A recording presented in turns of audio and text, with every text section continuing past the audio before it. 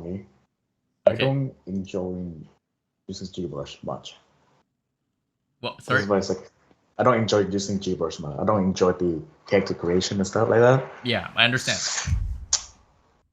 It's gonna be I think I might gonna need a lot of help for this class. Oh yeah, no problem, man. No problem. Yeah, I'll just let you know. Yeah. Hey, man, you're not the only one, so I wouldn't be surprised. It's all good. All right. What I wanted to mention as well is this class is being recorded via OBS, and I record the classes through OBS, and then it's also live on YouTube, and it's set for your class. So each class has their own set of videos. For your class, you'll have access to these recordings for up to a year, and then I'm gonna just nuke them. So I have just a list of videos in the channel, and then you guys can go ahead and watch it. Now I'll give you guys the link to the playlist afterwards, because currently there's no videos in there. So once the first class does finish up and it does get uploaded, then I'm gonna go ahead and share that with you guys. Usually the core hours of the class is usually 6:30 to 7:30, and then we'll take a break, and then we'll move on to the second portion of the class, or some time for demonstration or some kind of work or something like that. So bear with me if things are feeling a little slow, or if you do have a question, just interrupt and then ask me. If you do have something that you need help with, let me know as well. Are there like hands up or like type 1 or something like that in the chat if you are in 3D animation and like 3D development? Oh, just please. You mean in it? What Yeah, like, do you mean? because there's 3 different programs we currently have. We have the VFX, there's game dev, and then there's 3D. Yeah, I'm in game dev. Yes. In game dev, okay. So that's 3 people on 3D. Yeah, I'm in 3D as well. Yeah. 4 people on 3D. Okay. And then, what about game dev guys? How many of you are there? Wait, no, I'm sorry, that's me. I'm in game dev. Oh shoot! Like everyone is in game dev. Okay. Shoot. I'm not in 3D. I'm in game dev. Oops. And then, do we have any VFX folks that are joining us? Lucas, you're in VFX? No, my hand's just still sitting up from. Okay. Looks like we got nobody from VFX this time. Before we did, but. For me, actually, I'm hoping after finish this course, I switch to VFX. You're gonna switch to VFX? No, like it's after the program. Oh, okay, I see. Yeah. Okay. Hey man, like if VFX is your thing, I mean, just more technical stuff. I just enjoy more technical, the art style and technical combined together. Just make it more fun for me. Okay, yeah. Color nice, explosion. yeah, effects and all that stuff. So that's pretty cool. Yeah. If you get into that, it's very technical for sure. Very technical. Yeah, man. Hope you find your passion. So that's kind of like why we're here anyway. So. Thank you. All right. Any questions for me about the class or anything like this going forward? Yeah. How are we submit? Oh, sorry. Go for it. I was wondering how we're submitting our homework. Okay, so how we're submitting our homework is this perfect segue for what I'm gonna ask you guys to do. You'll be creating your own Google Drive folders, and when you do create those Google Drive folders for this class, you'll send me the link to that folder, and then that's the same link that we're gonna be dealing with, at least between myself and the student, and you'll just upload your files there. I hope that everyone has Google Drive space. It doesn't have you don't need a lot of space, not even a lot of space at all, to upload those files. And once you're through with them, you can delete them. Of course, the files shouldn't be too big as well. Only be like a small portion of the Google Drive. But I'd like everybody now. Actually, wait, before we do that, I'm going to send the email list. I realize I have not shared the email list just yet. And then I'm going to get everybody to fill that in right now. 1 second. Share. Change editor. Copy, done. Okay. So I'm going to paste a Google Doc link to the chat, and I'd like everybody to go into that email list, and in the left-hand column, put in your name, and then on the right, put in your email, your preferred email. Well, some people got long emails. And then you can grab my email there as well, the VCAD and the Gmail email as well, if you guys would like. Harold, I don't have access to the chat, or I can't even see the chat at all, actually. That's Wallen, right? Yeah. Do you mind accepting the invite for the calendar or the class? How do I do that? Let me send you an. Are you in the MS Teams database? So I'm not. I don't know. I've been using Zoom to connect before. right? I just recently started using Microsoft. Okay. Yeah, because everybody else is in. Yeah, see, I can't even search your name in the database. How is everybody, like, how am I able to invite everybody else, but I can't invite you there, Wallen, in MS Teams? I wish I could tell you, but I don't know. What email are you using? Because it matters with the email. If you're using your own email, you won't be accepted. But if you're using your school email, by school email, the one they recently give you, you will be automatically accepted that way. And sorry for interrupting. No, that's okay. It's a good thing to know. It has to be the number student email, because we got two different emails. We got our name emails, and then we got an official like school one that's just our number at VCAD college or something like that. Mm-hmm. Oh, okay. So that's the one that you have to use to sign into Teams, so you don't say guest on the side too. All right. Okay, so there you go. But I mean, while you're figuring that out, I can certainly. Man, how do I send you if you don't have access to the chat? Anonymous koala. Yeah. So just tell me vocally there, Wallen. Wait, I don't know. Actually, I do have your email, I think. You should have it, yeah. Okay.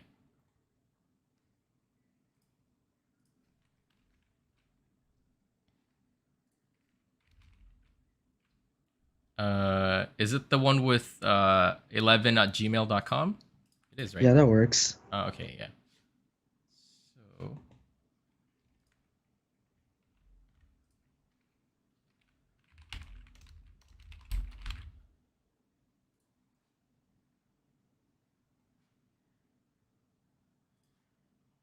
okay, I think everybody is. Some people are using the doc for chatting. Google Docs is like such a blessing and an odd curse sometimes. For the fun, anyway.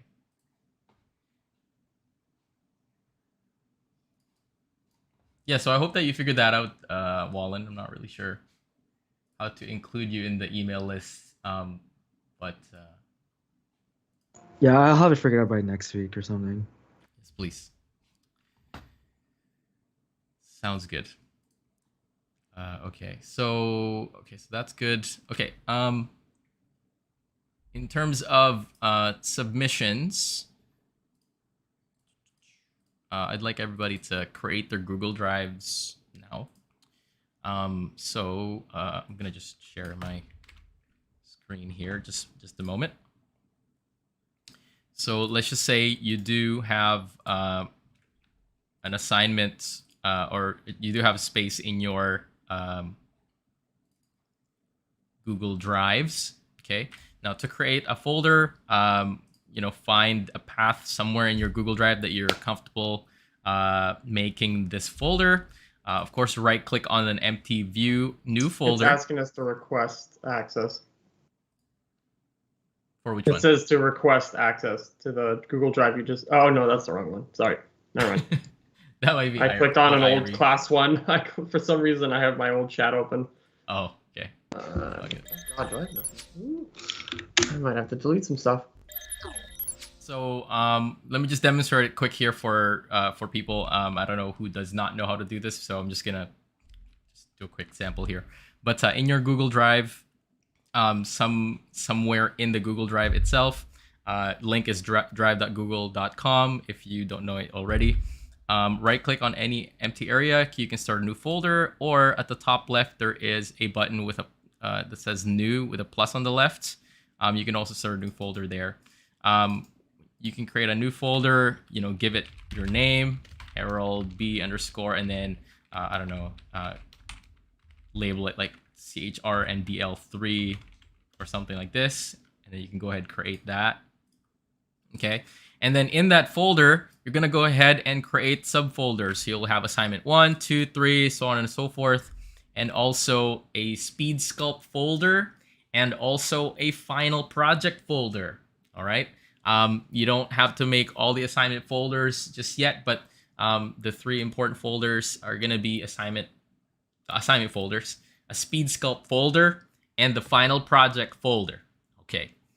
Once that's created, okay, then you'll go to the upper hierarchy, and you're going to share the link to that character modeling folder, the main folder, the link to the main folder, okay, to me. So you're going to go ahead, right-click on that folder, and then the second option will be share. Left-click on that. Easiest way to share the link is at the bottom bottom right of the pop-up.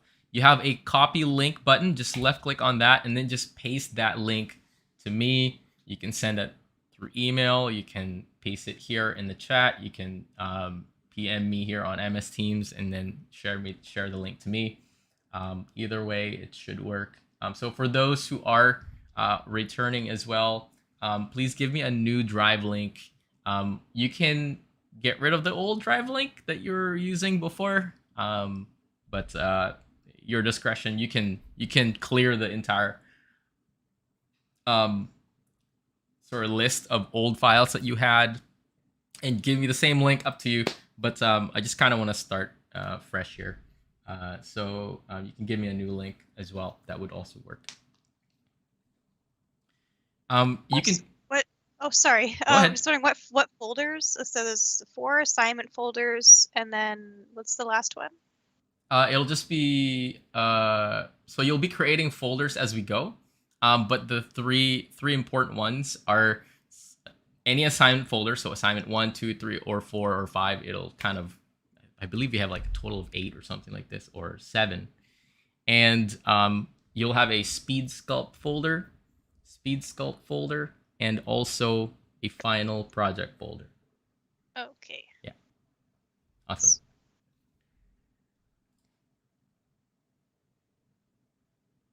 Irie's sitting there like, I've done this before. I got this. I know Harold's ways. How you doing, Ari? I haven't seen you in the 2 semesters, maybe?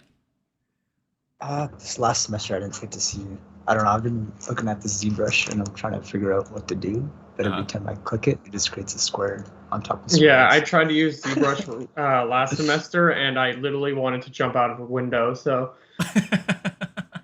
Yeah, I tried playing with it right now, but I've decided that I'm just going to wait.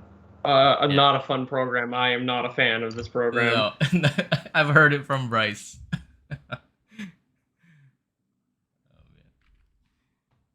I've heard it before. Thank you, everybody. We'll just wait a couple of minutes and then we'll get started here. So I hope that some of you guys already got it installed. It's hard to recommend, using the school remote desktop just because the connection is terrible, and also it's not fun ZBrushing over remote desktop, to be frank.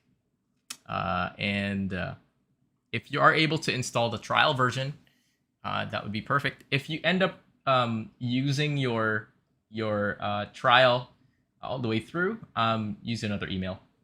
Should be fine.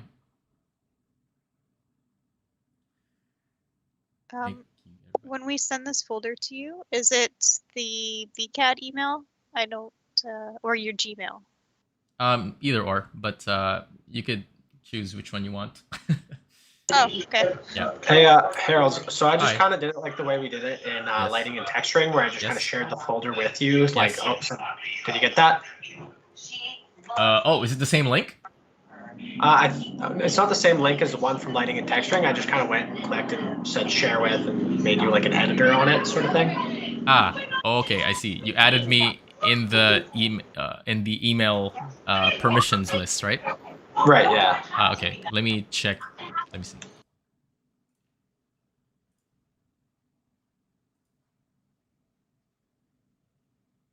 And that was Daniel, right? Yeah, I got it. Perfect. Thank you. Thank you. Yeah, I just sent mine too. Thank you. Yeah, so I'm just gonna click on the links here.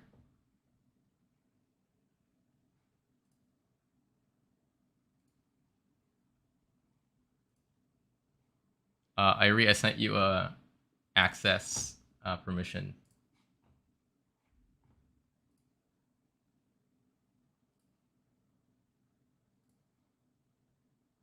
And as well for Katrina.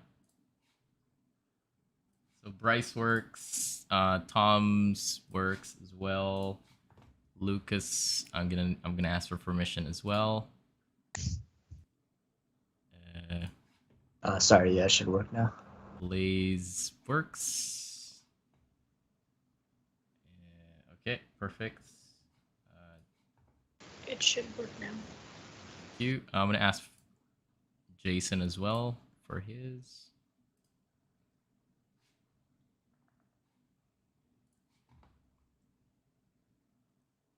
Perfect. Thank you, Katrina. And Irie's works as well. Oh. Mr. Cat is here. This guy's hungry.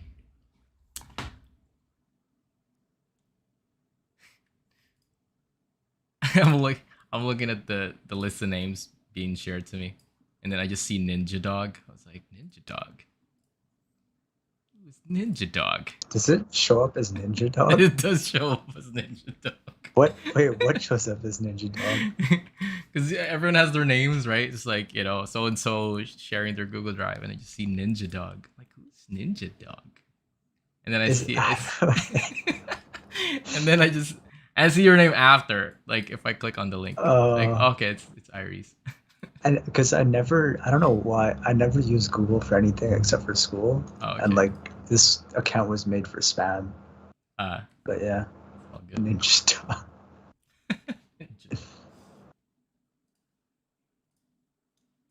Let's see. Adams works as well. Thank you. Looks like he's gotta give me 2 different links. All right.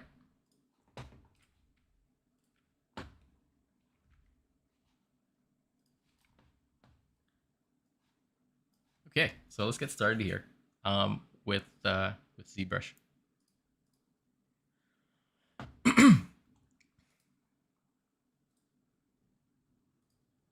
So have your ZBrush open if you didn't have it already.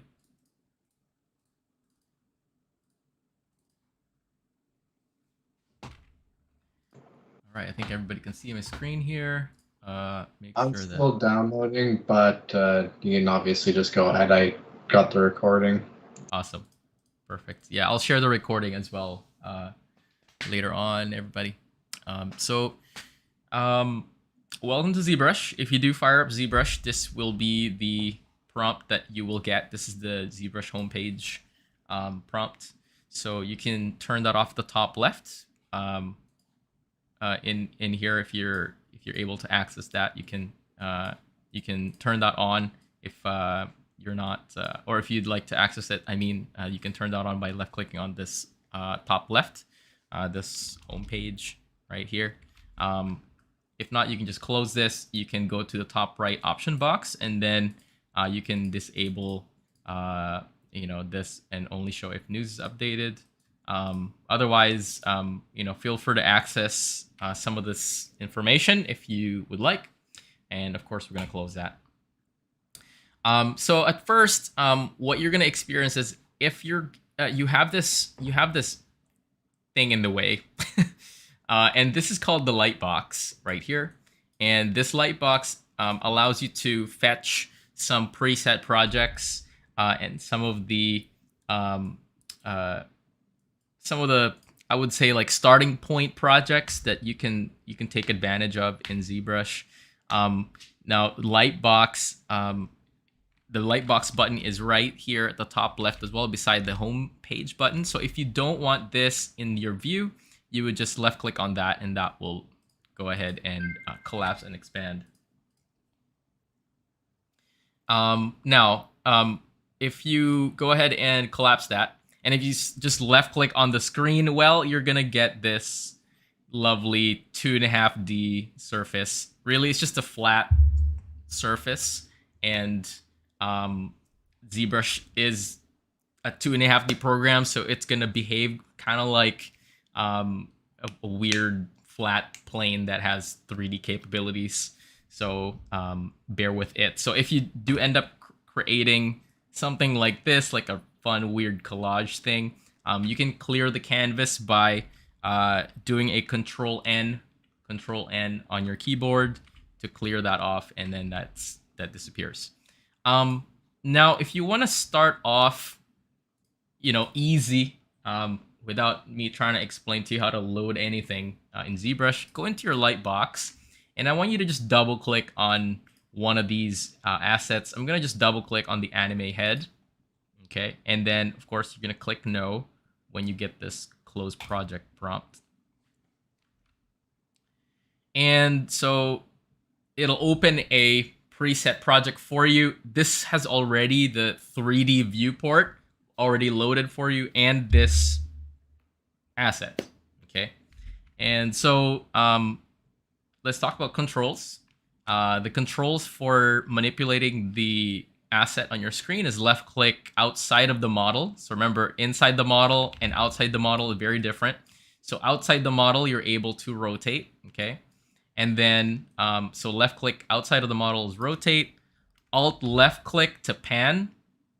Okay, and then control right click to zoom. Again, it's left click outside of the model to rotate, alt left click to pan, control right click to zoom. While you're rotating, you can hold shift, and then it'll lock to a view. Okay, whatever closest view your camera is at relative to the character, it'll lock to that view. Okay.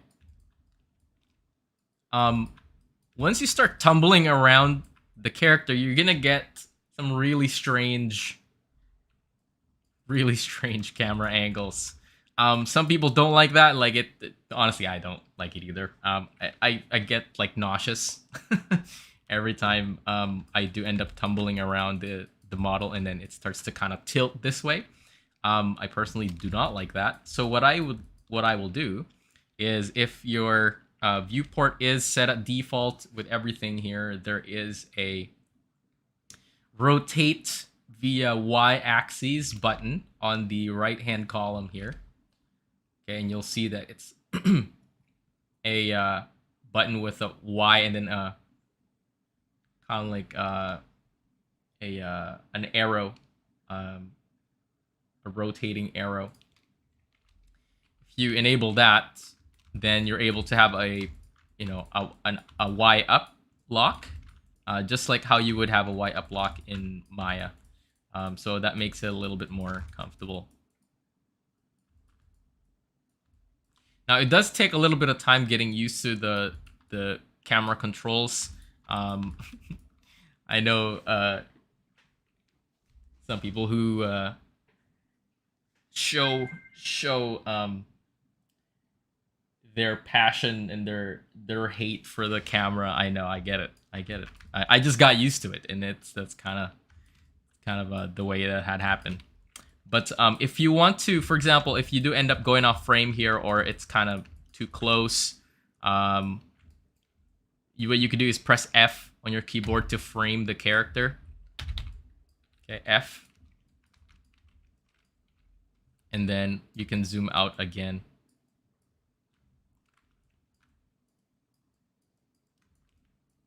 Okay, very easy.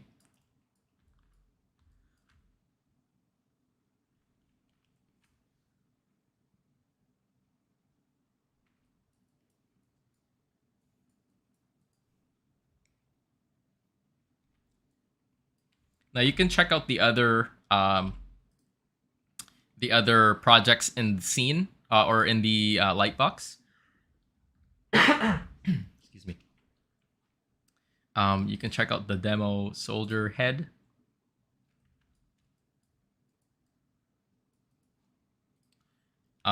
You can check out this drone.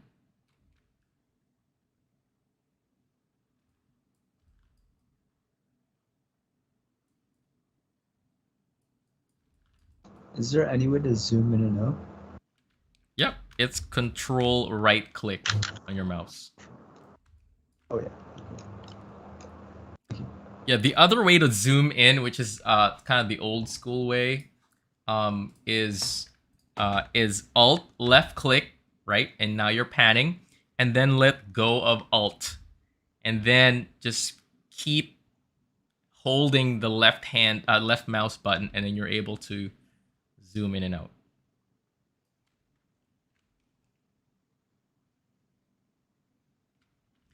Now, if you hover over any button in ZBrush, so up here, these are just all these buttons that you're seeing around the viewport. If I press Tab, I can hide and show these buttons. These are sort of like quick access buttons that's used to manipulate your brush and manipulate your viewport. You can press Tab to hide and show these buttons. Okay. Now, if you hover over any button, okay, some of them will have a shortcut associated with that button. So if I hover my mouse over this rotate button, you'll see that at the bottom, you'll see a preview of that button. It'll tell you the name. It'll say rotate. And to the right of that, you'll see a letter. And that letter is the shortcut for that button. So for example, if I hover over the light box, it'll tell me what this button is. It'll say show /hide light box. And then there's a comma to the right of that, indicating that that is the shortcut for that button. Okay, so you can kind of do that with everything here, right? Replay last, you know, Z intensity. Only some of them do have shortcuts, some of them do not. Like, for example, the RGB channel, it's not really a shortcut for that, so on and so forth. So check that out, right? So there will be some buttons that you might access later on that you're like, oh, I wonder if there's a shortcut for this. Well, hover over the button, and if there's nothing there to the right of the name, then that means there's no shortcut there. However, good news, you can set a shortcut to that button, and we're going to talk about that later on. But for now, what's important is you quickly master the viewport controls and the camera controls. So again, left click outside of the model to rotate, Alt left click to pan, Control right click to zoom.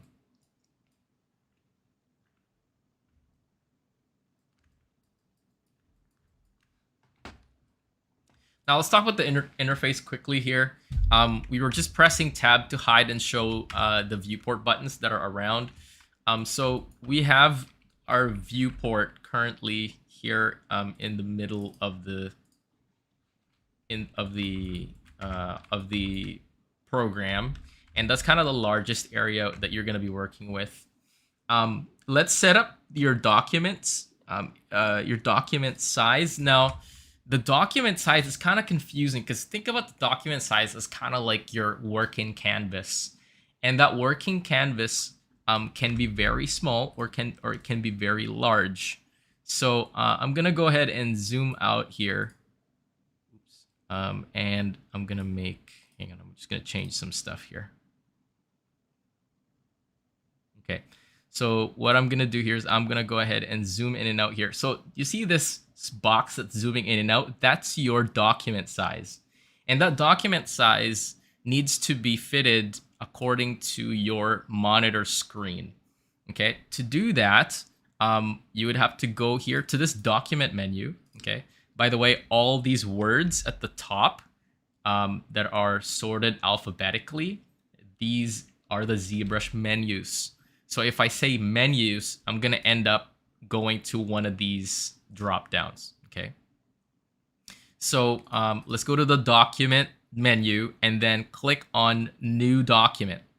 If you click on new document and then click no when you're closing the document, the previous document, that just tells you now it resets, the document resets to your monitor size. All right, and that's kind of what you want to happen because you don't want it too small or too large based on your monitor. And then you can go ahead and open another project. Once you've done the new document button, once you've clicked on the new document button, you want to go ahead and save as startup document. Okay, and then click that, and then that means that's the document size that you're going to be working with from here on forward. And that should be it for the document setup.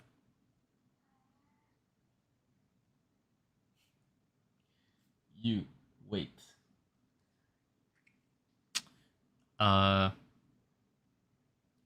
So in terms of the viewport here, at the top,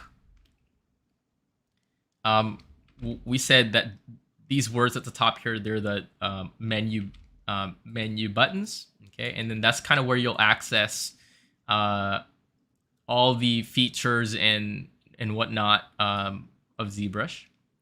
The top row of buttons here, you have your lightbox and homepage, and then you'll have the move, scale, rotate feature, which will enable the gizmo, or you can go on draw mode. Okay, edit and draw mode are usually always enabled. And then over here, starting from sort of this area here all the way to about this area here, these are all of your brush manipulation tools. So you're able to edit and change your brush properties using those buttons.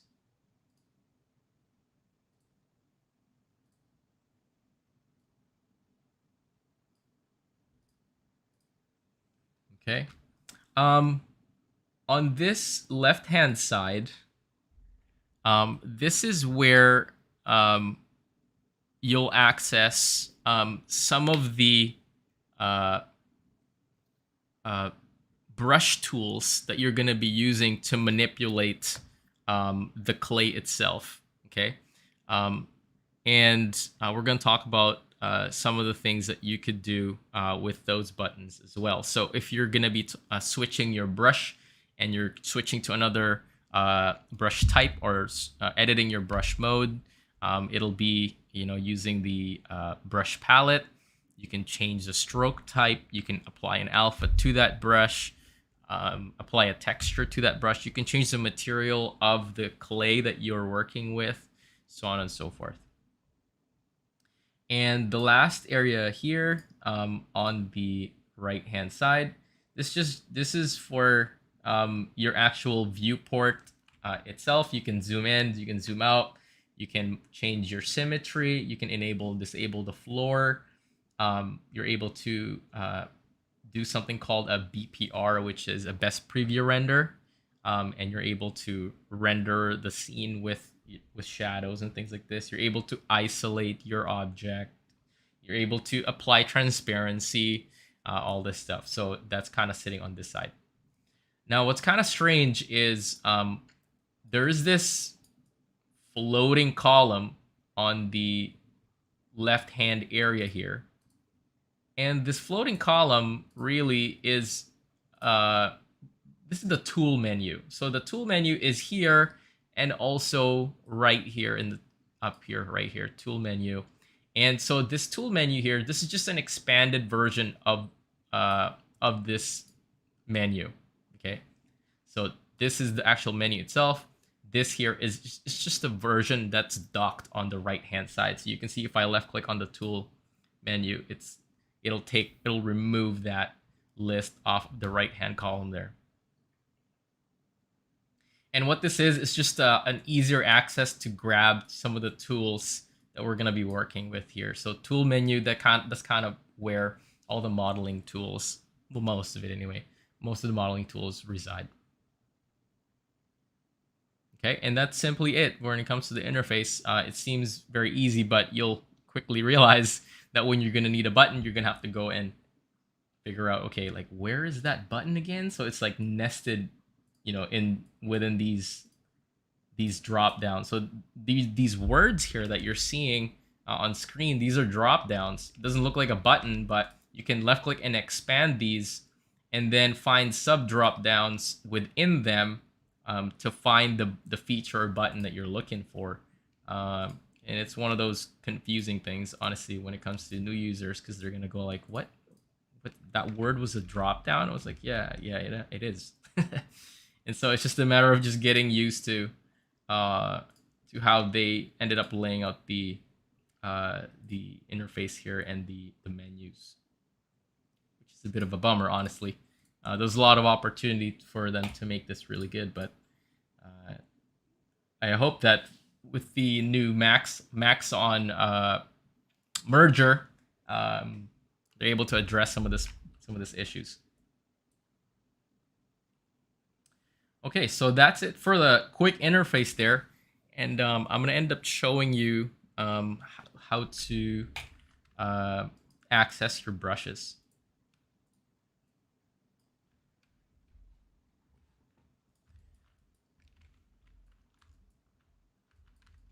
Hang on a sec. I want to show you something first before we do end up messing around with the brushes.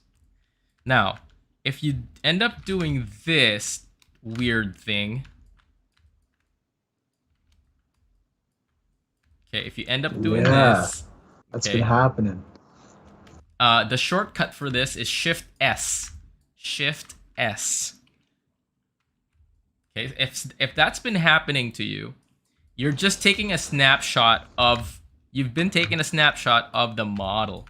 And to clear this, again, is to clear the canvas by doing a Control-N, Control-Nancy on your keyboard, and then that'll clear the canvas. And then you can then work with the 3D version that you're using. So Shift S is the shortcut for that, so nobody gets confused as to what that is. You can actually use that to your advantage later on if you want to show off a model or something like this. But otherwise, you probably want to stay away from enabling that shortcut because you'll be left with that kind of funky feature that nobody really wants. So what was the shortcut again? Shift S for the snapshot. To clear it is Control-N. Okay, thanks. Yeah. Do you have a list of like commands? I do. Yeah. Awesome. Yeah, I'm gonna share that with you guys in just a moment here. Yeah, could I have the email version if possible? Yes. I'll send it along the email there. I'll just chain it to the one that I sent to. Thank you. Okay, so no problem. Let's talk about the brushes for a moment. So I'm gonna open up another project here. I'll just go back to my anime head, my demo anime head here. And so if you press B on your keyboard, That's B for boy. That accesses the brush palette at the top left-hand side here. You're also able to access the brush palette. And the brush palette really has all of the brushes that you'll ever need. You only need 5 important brushes. You don't really need more than that when it comes to sculpting. You can have more if you like. I do have more, and I end up tuning some of the settings for the brushes that I am using. But you don't really need to have, you don't really need the other brushes, to be honest. Only on special times when you do need to create a specific thing, then you might need a specialized brush. But there's some standard brushes in here that I'd like everybody to record. So the brushes that we're going to be using will be the standard brush. So the standard brush is right there. Okay, so the standard brush. Okay, the Damien standard brush. Where's our Damien? C, D starts with the letter D. Damien standard brush. Okay. There are the clay brushes, so clay buildup, clay tubes, and clay. There is the flatten brush. There is the inflate brush.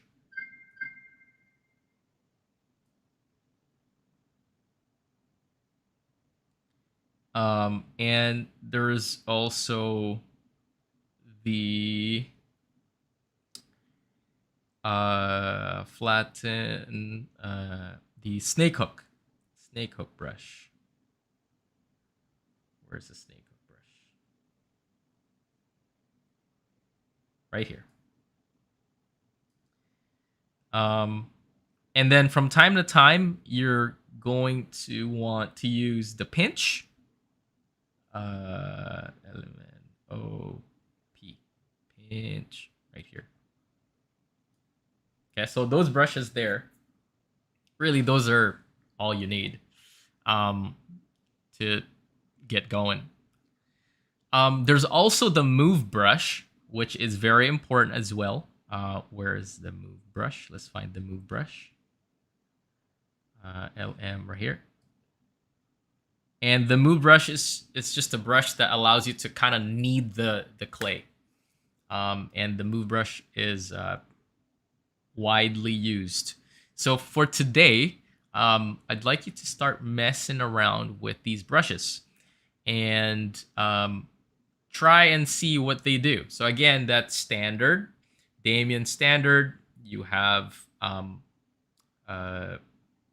flatten, you have inflate, snake hook, pinch, any of the clay brushes, so clay buildup, clay tubes, and move. From time to time, others like to use rake. Rake also gives a nice texture to the surface of the model, but we're gonna go ahead and try those out for sure. So now let's clear all of that. Let's just try our standard brush. And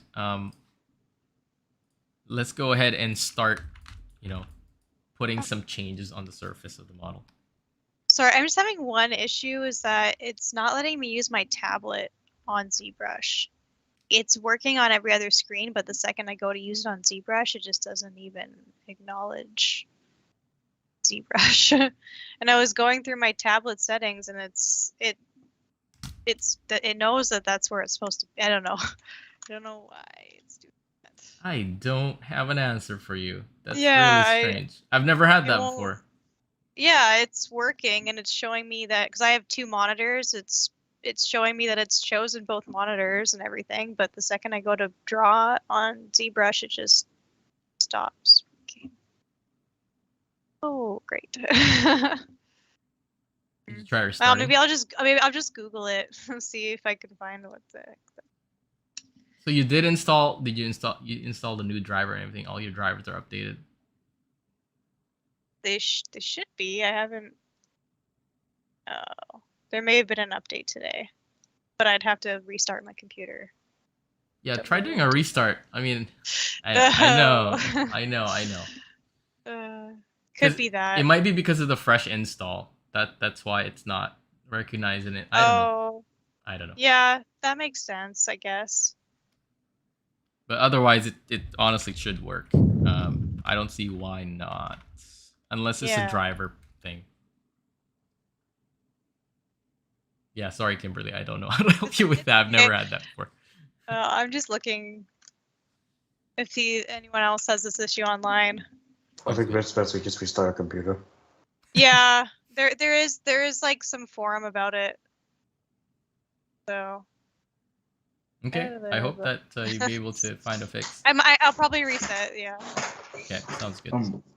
I have a question. Mm-hmm. So I used to monitor too. But my Wacom's like kind of got separate into two.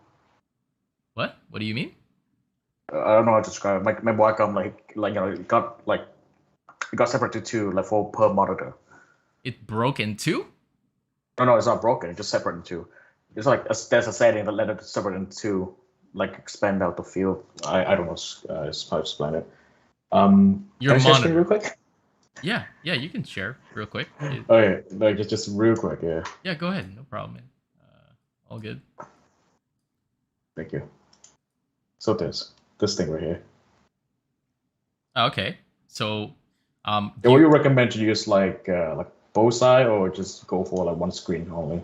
I like the one screen feeling. So that's just me. Okay.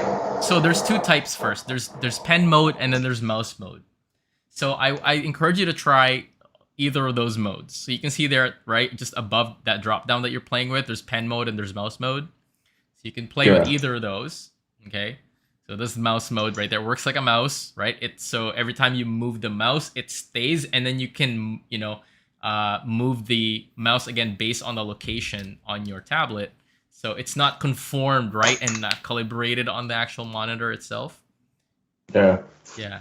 And then there's pen mode, which requires your pen to be located at a specific location on the screen in order for you to reach that button, or whatever, right? So I usually like to focus on one monitor. That's my preference. I encourage you to try out either or. You force perspective too, or force proportion. Force proportions. Yeah. Yeah, try it with the force proportion. Try it with the force proportion. If that's a tablet you're using. Yep, I'm using it. I'm using Wacom. Try the force proportion. If you don't like it, you can switch it back and turn that off. So it's just a matter of trying it and see whether you like that or not. Okay, yeah. No, because this is the setting that I usually use. Mm-hmm. But I just want to see input on it. I'm just curious about input. Okay, sounds good. Thank you. No problem. Okay, so in terms of the brush that we're using right now, we're using the standard brush. And so if you left click and drag on the surface of the model, you're able to create some change there based on the brush that you selected. Okay, that's again left click and then drag like that. Okay, and then you can use Damien standard too. So you see these letters at the top. So I'm gonna press B or select the brush palette. At the top of the brush palette, there's two sections. There's the quick picks, and then there's sort of the rest of the brushes. If you press one of these letters, like B, C, it'll sort all the brushes to start with that letter. And it's kind of nice. So, for example, I want to reach Damien standard. I can just go up here, sort every brush that starts with letter D, find the Damien standard, left click on that, and then I can use that as, a way to create a change. Now let's talk about the brush controls just for a moment here.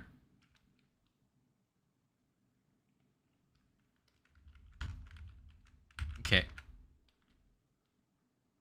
So Z intensity up here allows you to change the strength of the brush. Okay. With a higher value, of course, it's a stronger, stronger effect. With a lower intensity, of course, a less stronger effect.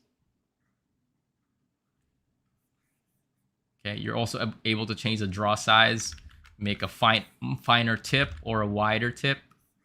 Okay, so that's what draw size is. The focal shift is the fall off of the brush. Okay, so I'm going to shift the fall off to negative, and this is kind of what it looks like. And if I set that to positive, this is what it looks like. Okay, so just you can play around with the fall off of the brush if you so desire, but I usually just leave that at 0. Okay. And so at default, the brush is going to add, okay, meaning it's going to extrude or pull from the surface. If you hold Alt, you can switch that feature to subtraction.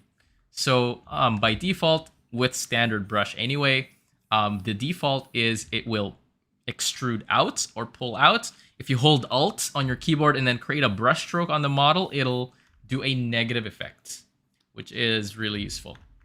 And then the last thing is, let's say you do end up making some changes like this, okay, blah, blah, blah. Okay, and then from here, if you hold Shift on your keyboard, you're able to average the brush stroke that you created, okay, and then smooth out essentially the change that you made, okay, just depending on what you want to smooth out. Maybe you want to smooth out everything, I don't know, but at least if you hold Shift, you're able to smooth out your change and average that change.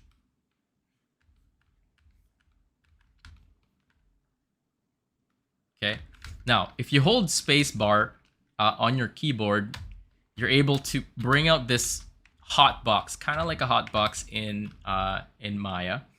Spacebar allows you to bring up this hotbox.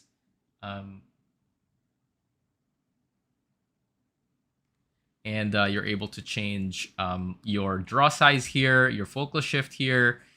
You can change your the brush intensity here as well. You're able to enable your move, scale, rotate, or your gizmo in here as well. So you really, if you're accessing these buttons here to change your brush settings, you really don't need to access them there anymore. You can just kind of hold spacebar. Okay, so try the other brushes. So again, that's standard. Okay, and then Damien standard.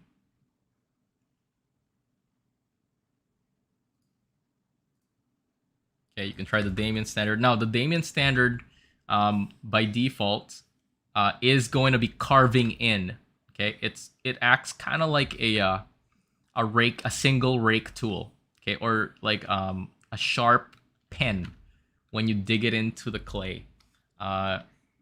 You can get the positive effect of this by holding Alt and then left clicking and dragging. Okay, and then you're able to make those finer. Right, those finer rakes, if you'd like, okay, or finer strokes.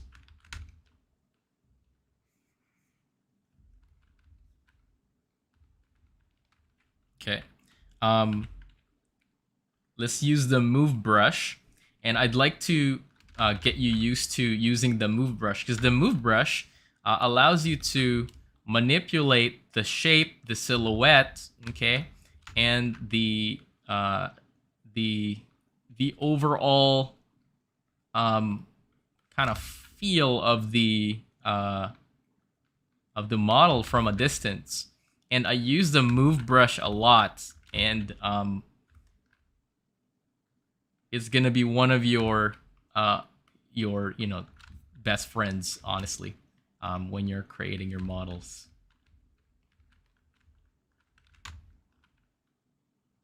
So last thing here before we go on break, I wanted to show you how to set up a shortcut for your brushes. All right, and to set up a shortcut for your brushes, all you have to do is go to the brush palette. Okay, so let's just go ahead and find, hang on, let me reset my my shortcut here.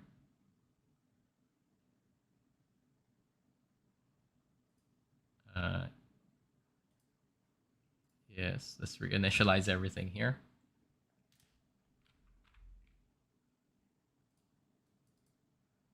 I'm gonna go back into the demo head project.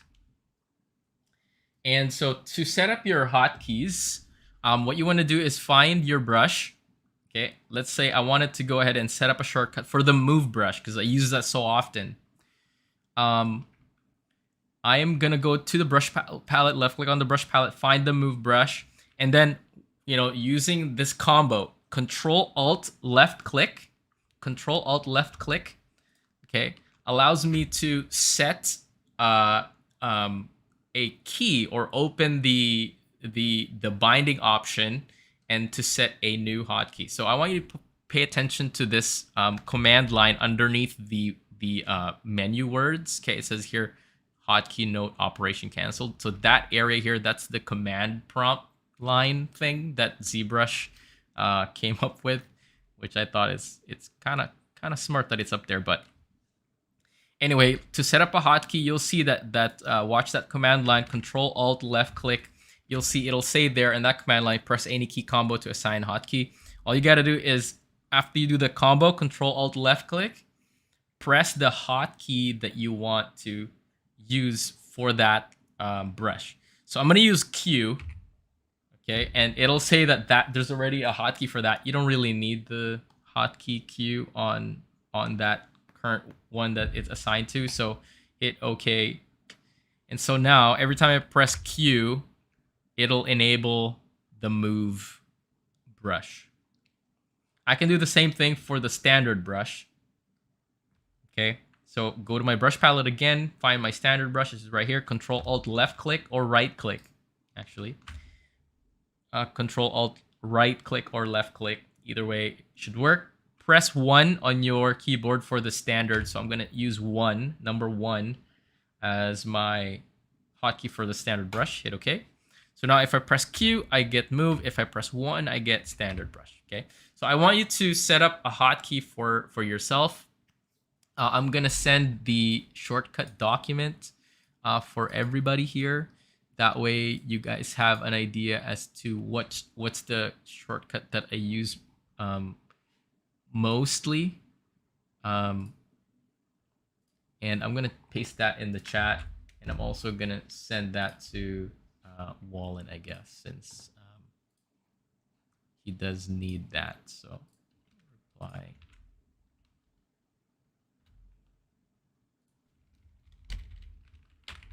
Shortcuts list. All right, so have a look at the document there that has the ZBrush shortcuts, and then you'll see there at the bottom there's a custom hotkeys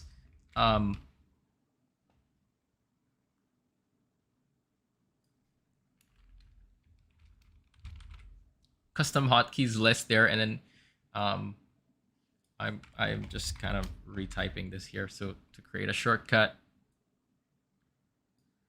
there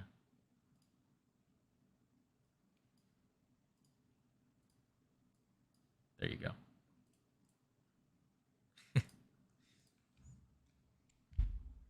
So this is how I've ended up setting up my hotkeys. So 1 would be standard brush, 2 Damien standard, 3 clay, clay tubes, clay buildup, 4 flatten, 5 inflate, and 6 snake hook. And that's how you set up your custom hotkeys. You can actually, after you do a Control Alt left click, you can actually use Control or Alt or Shift as a means to adding more functionality or adding more depth to your hotkeys and custom hotkeys. So if you want to do that, you may do that as well. Up above here shows you some of the camera manipulation shortcuts as well, and shows you some of the shortcuts that we talked about, and some I haven't told you about yet, but we're going to go ahead and cover that as well at some point, or probably during this class. So for now, we're just going to go ahead and take a break and have a look at those shortcuts, try them out, okay, set up your custom hotkeys, and just like start brushing away. You know, try a different, what I recommend you to do is go to your lightbox and just open up one of these Dynamesh spheres, preferably Dynamesh Sphere 128, or grab like a male and female body or something like this, and just start sculpting on it, you know, and you know, see what happens. Just start sculpting on this stuff, and then use your brushes, use the move brush and all the other brushes that I told you about, and you know, start manipulating the clay, and then see how that feels for you. Get used to your tablet. I made my object red. Oh yeah, okay. So if you made your object red, that means you either change the color swatch right here, bottom left hand side. There's a color swatch. You probably turned it red like that. Okay. So what you got to do is bring that color swatch back to white, or hold space bar, and then at the left of this hot box, you also have your color swatch. Okay. So that'll make it green, you know, it just depends on what color you choose anyway. But if you want it to go back to default, you just set everything to white and should be good. Or maybe you change the material to something called a matte cap red wax. Not the most ideal wax material to sculpt with. It does have its benefits though. I'm not gonna lie. It does have some good in it. So if you want to try, you know, this material when you're sculpting, that's cool as well. But not highly recommended. I'm usually using, so if you left click on this button right here, this is your material palette. Left click on that, you'll see there's 3 groups. You have the quick picks group at the top. In the middle, you have your matte cap materials, very exclusive to ZBrush, by the way. And then at the bottom group, you have your standard materials. You can pick any of these materials really while you're sculpting.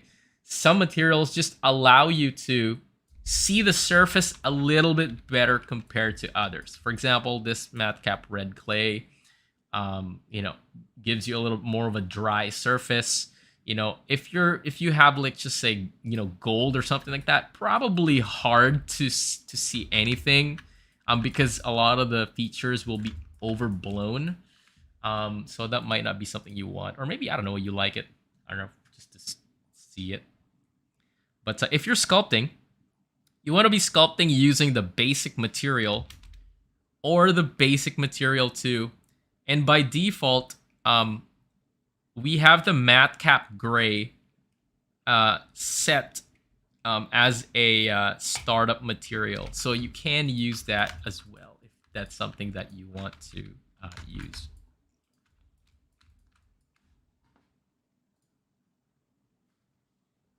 Can you walk me through how to set up the standard brush as a hotkey? Sure. It's Control Alt left click, but what do you click? The standard brush?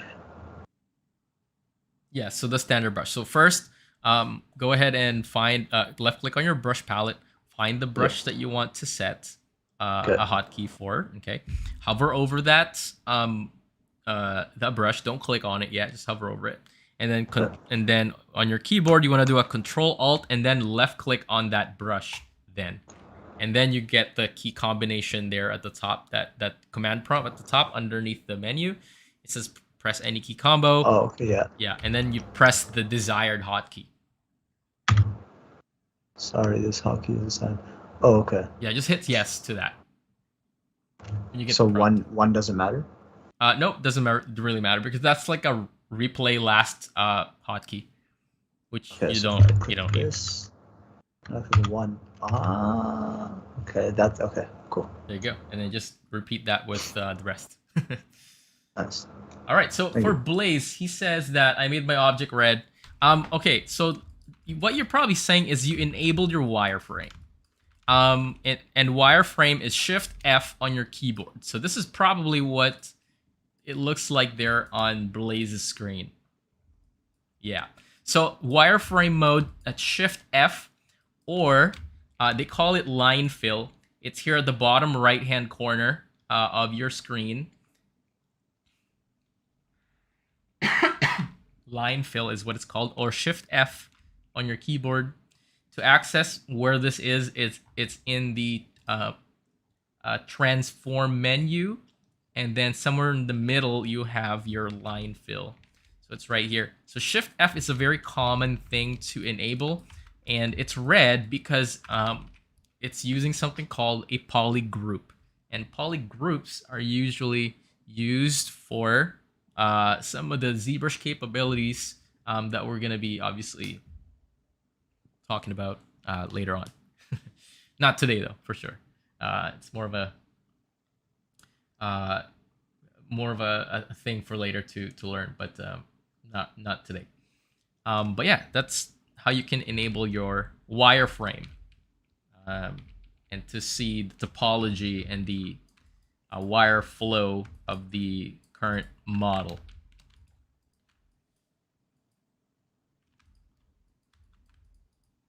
Okay. But yeah, try out the other shortcuts as well. That's there in the list, and yeah, mess around with that. So, any questions so far? Anything you guys want to ask me? Aside from what my address is and stuff. I live in Surrey Central, by the way. It's a great place, like in the middle of everything. So if you're around Surrey, you already know. You already know. Any questions? Anybody before we go on break? Just have one quick question. How do you make it so that it's not mirrored? It's not, sorry? It's not in mirrored mode? I'm thinking yes. Maya when I say mirrored. Yes, I understand. And that's so the mirror mirror feature or symmetry. Symmetry. We call it in ZBrush. Is letter X on your keyboard. X. So you can enable and disable symmetry by pressing X.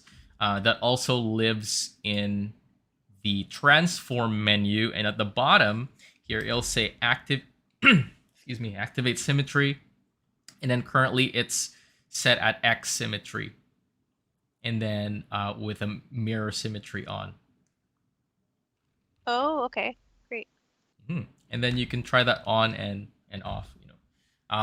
It's ideal to use symmetry, in the beginning of the project, and then you do end up kind of deviating off of symmetry and then using other features to continue your sculpt. But yeah, that's where it lives. Okay, so I guess we'll do a quick break. We'll be back. Is that 7:40 now, I guess. So 8:10. Yeah, 8:10. So take a half hour and we'll be back. And we're gonna talk about our first assignment. Great. Great.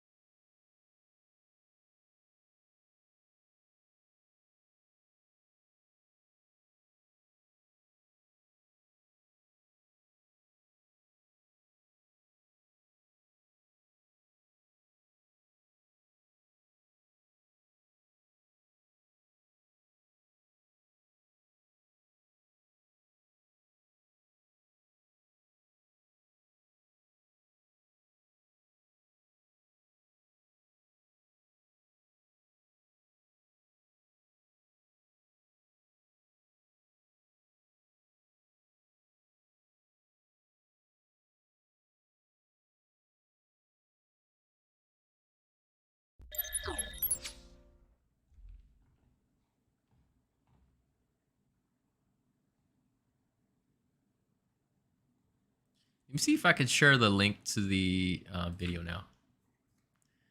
Hopefully.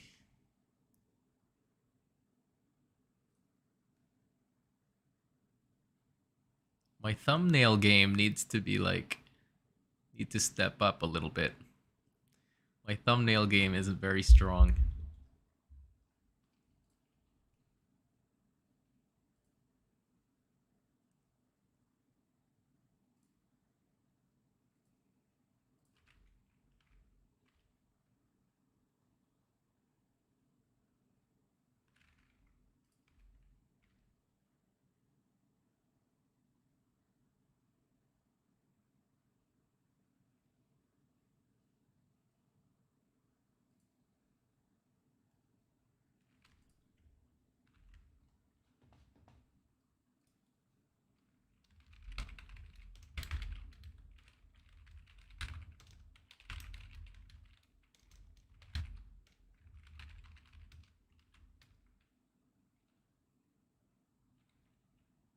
Oh yeah, there you go.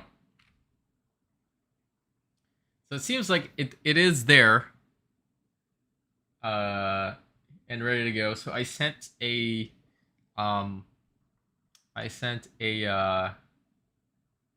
link to the chat there, you guys, and that's the link to the YouTube playlist that will have all of the recordings for the class. So bookmark that link. I also email that to everybody tonight or tomorrow. And then you can watch the recording in the past hour or two if you would like to do that, but not necessary.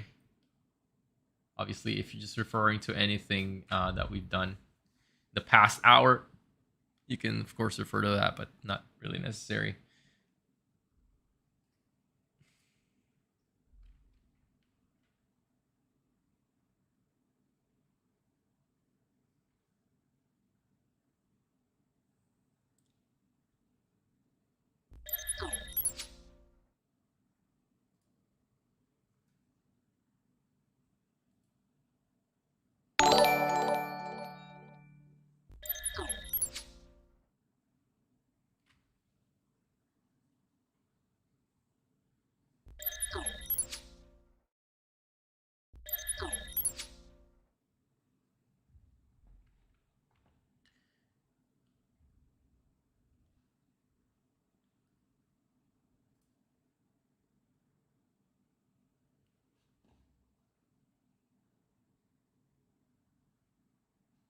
Hello. Hey, hello. Oh, sorry, I was checking to see if you froze.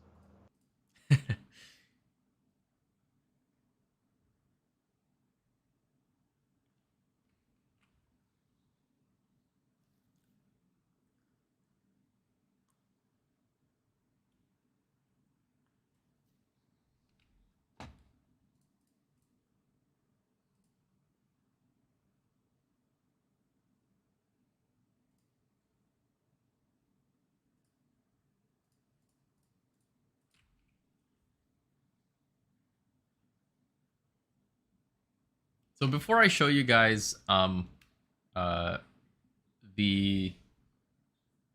ZBrush, I just want to bring up the symmetry feature. We did mention it there before we left for break, but the symmetry feature allows you to work symmetrically, of course, right? If you work on one thing on one side, that it should reflect on the opposite side. Currently, it's symmetrized via x-axis.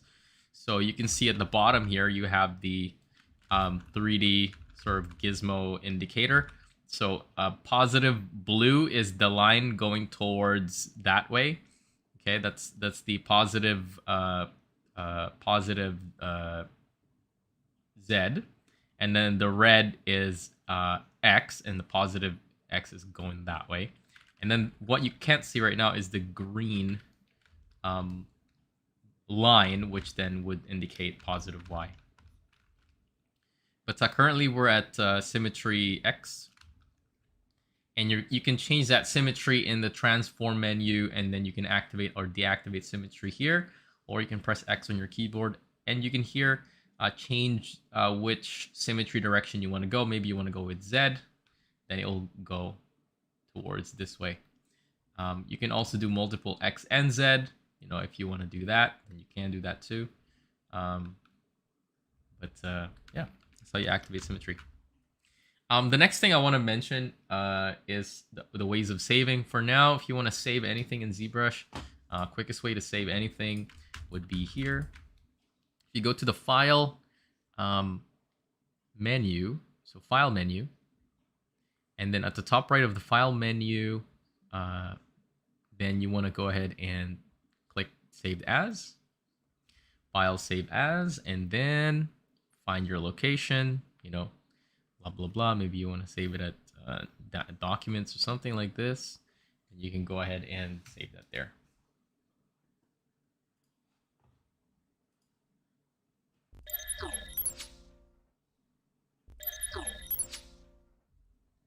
So again, that's File, Save As.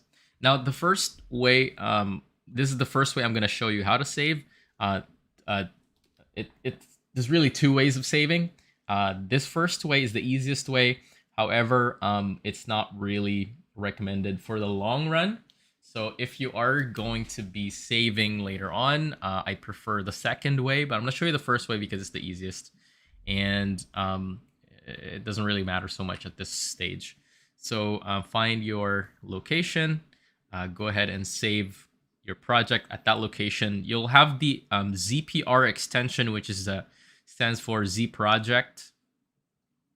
And so you'll have the file name and then .zpr, and that's what you can hand in to myself once you're finished with the work, as well as I prefer screenshots now. Before I honestly don't mind seeing the file as well, and I also encourage you to upload the file. I will, however, look at the screenshots though, just because before I've had like version problems and files not loading and things like this. So I just prefer to just have it nice and flawless and just see the picture, see screenshots, and I'll take a look at the file if I need to. So yeah, so for now, save using the Z project method. And also, if you're going to be submitting anything, submit screenshots of the assignment. Okay, so what I'm going to do here is I'm going to show you how the Dynamesh feature works. So Dynamesh lives here. It's in the tool menu.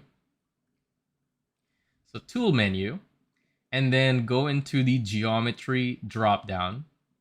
Okay, right here, geometry dropdown. And then in there you have the Dynamesh feature right here. Left click on that, that's a sub dropdown. And then here are all the features for the Dynamesh. So I'm gonna go ahead and highlight this.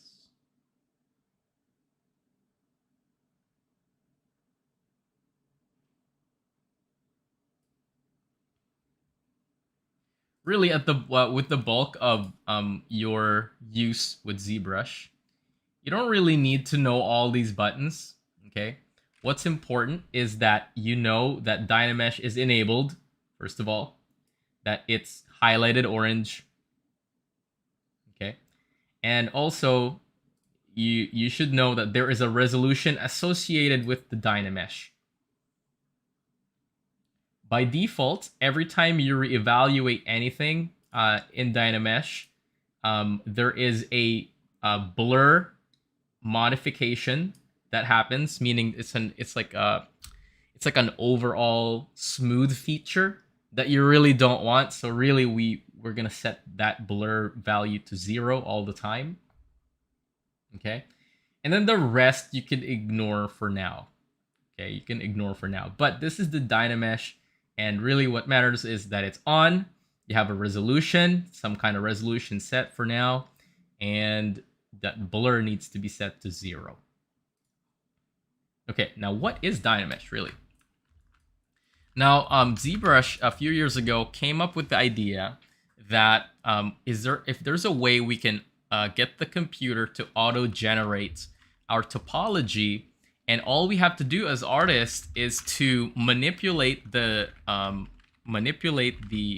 clay, the piece of clay. In this case, this kind of like a Dynamesh ball, and the computer will be the one that will generate new topology for us.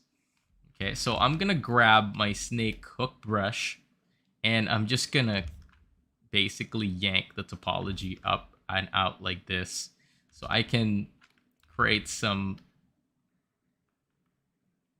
skewed topology. Okay, and let's skew this even more. Let's make like some shearing, and some, very unpleasing topology flow. Okay, so now we have something that looks like this. What Dynamesh will do is it will reevaluate the surface of this entire model, okay, and it will try to recreate new topology for you and I, so we can start building on new shapes out of this newly pulled, let's just say a newly deformed piece that we currently have set for our model. Okay, now it looks really displeasing because this is like just messy. However, if we reevaluate with our Dynamesh, which is currently what is set, the settings that's set for these spheres right here in the light box, I'm pressing comma, and I opened one of these Dynamesh sphere, 128, 32, and 64. Okay, I opened one of those.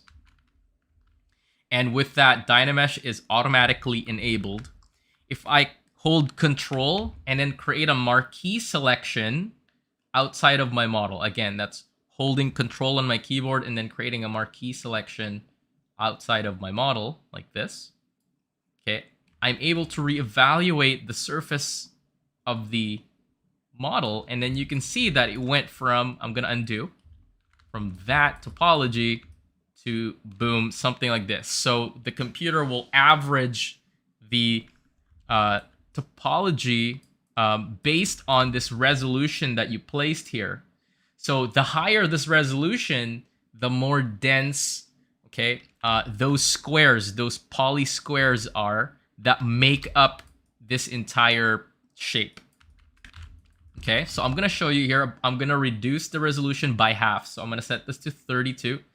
So to reduce the resolution, the easiest way to do this is left click on the number itself, and then you're gonna get a red highlight on that number. You can then, that's an indicator that you can type your value, 32, press enter, okay? And then from here, you can also reduce the blur to 0. So left click on the value and press 0, press enter. And then you can see that the squares are now bigger compared to what we've got earlier, right? Now that the square sizes, okay, or the sizes of each poly is dependent on a couple of things. Number one is how big your object is relative to ZBrush space, and also it's dependent on that resolution. Okay, so at this scale, at this particular scale, which is completely arbitrary, completely ZBrush dependent, it's at resolution 32, and the squares will be about this big. Okay, and so if I double this to 64, okay, and then create a change on my model or whatever, and then hold Control and then create a marquee selection outside of my model, I'm able to create a denser resolution. Okay, now in certain stages you want to increase that resolution, but today when you're working with the Dynamesh resolution, I would say maximum you should be working with a 64, and that is it. You don't need to go any more than that.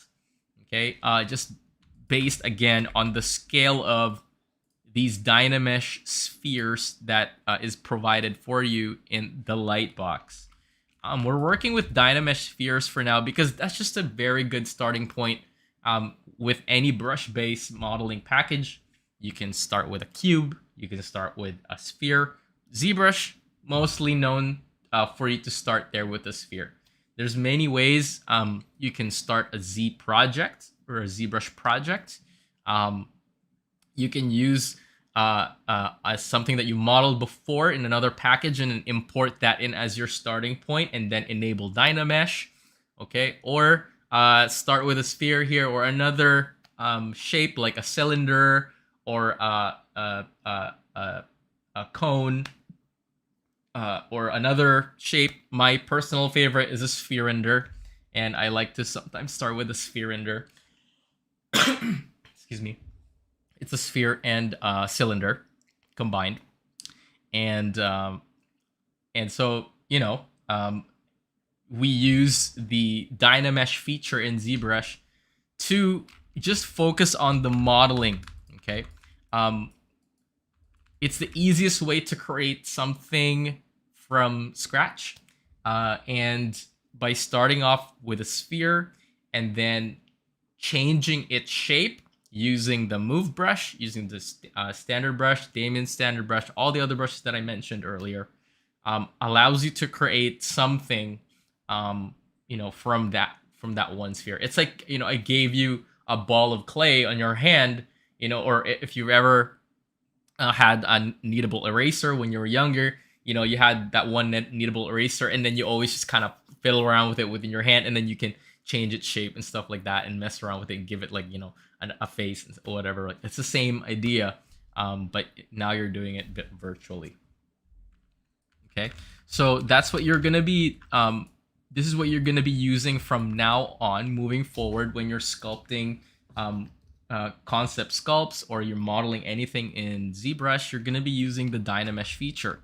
So again, to reiterate, to reevaluate, so what you'll have to do is, let me go to the very beginning of this. So you grab your brush or whatever, right? So I'm using the snake hook brush to pull these extremities. And then when you're ready, make sure your Dynamesh feature is enabled. You have a set resolution maximum, in this case 64. Okay, and you hold Control, and then create a marquee selection outside of your model. Okay, so Control marquee selection outside your model, let go, and then it'll reevaluate the surface of your model, and then you can proceed to manipulating the mesh again, like so. So we're gonna, let's just say, blow these up or whatever. Okay, so now we have another set of skewed topology, and then again hold Control, create a marquee selection outside of the model, and then that'll get reevaluated. Okay, so you see how quickly I made these shapes just by pulling and then blowing up. Okay, so this gives me a lot of possibilities as to what I can create in a very short amount of time. Even if I flatten here, let's just say I flatten this side, okay, and then I move this. So I'm gonna make like a weird face. Okay, and then you can see the topology is doing that. I can reevaluate again, Control marquee selection outside of the model, and I'm able to get, this kind of topology.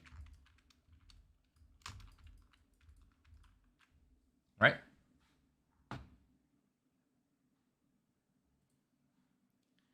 Now let's talk about the silhouette. And that's kind of what I would like everybody to focus on today. Okay. Now silhouettes are very important because they are the foundation shapes of every asset, and it's the thing that you always have to focus on, really. Like I find myself when I'm concept sculpting or I have to create something for a client, and they said, okay, Harold, I need you to, I don't know, build a hand or build some weird creature tentacle, or like build us some like aquatic creatures or some aquatic dudes. I don't know, whatever the request may be. I'll have to start with silhouettes. Concept artists start with silhouettes as well, and that there's power in silhouettes and getting something to look good from a distance and conveying its weight, proportion, and possibly allowing the mind to fill in the blanks, by just providing the silhouette is a very strong thing. Here are some examples, right? Like, that this indie show right here tells you these characters and what these characters are, right? So these are Disney characters from what this is SpongeBob and Star Wars. This is Barack and this guy right here, not so famous. But silhouettes allow you to identify that thing immediately, okay? And they relay the most basic shape of the asset, of that entire character. The more identifiable that silhouette is, the better, and the more iconic they become. That's why R2D2 is such like a strong character. It's because, well, this guy is just a sphere in a cylinder, really, that's got these tracks as legs, but so iconic. We start at the silhouetting stage because it is the foundation, first of all, and it's the quickest way to get the overall shape, proportion, and weight of the character.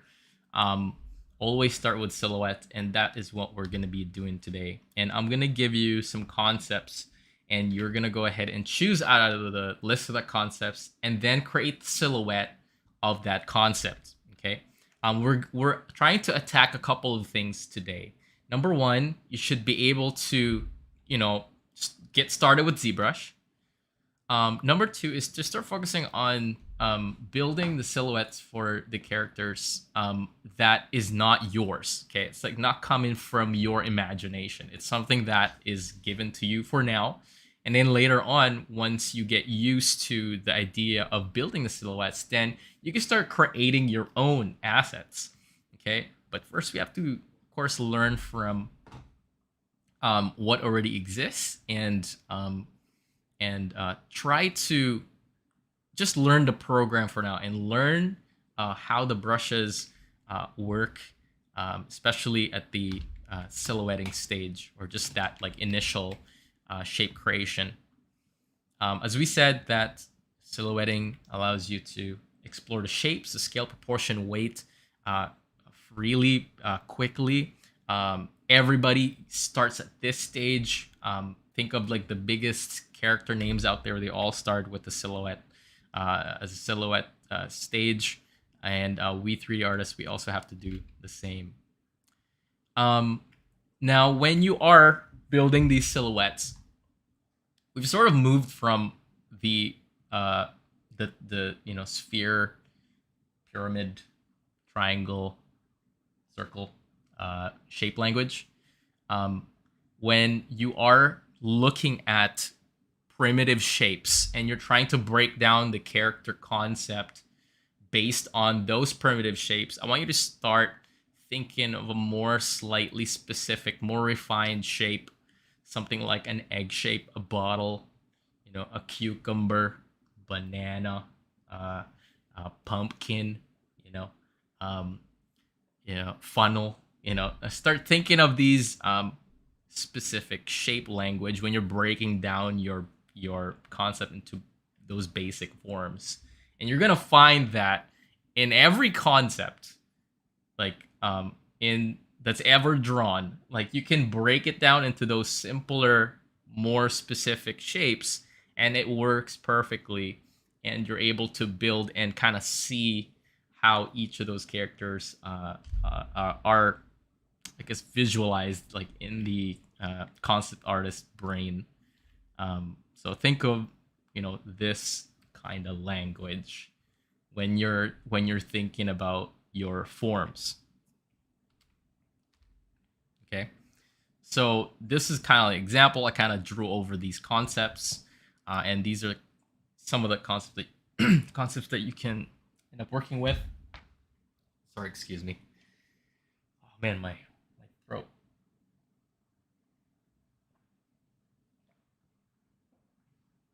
Okay.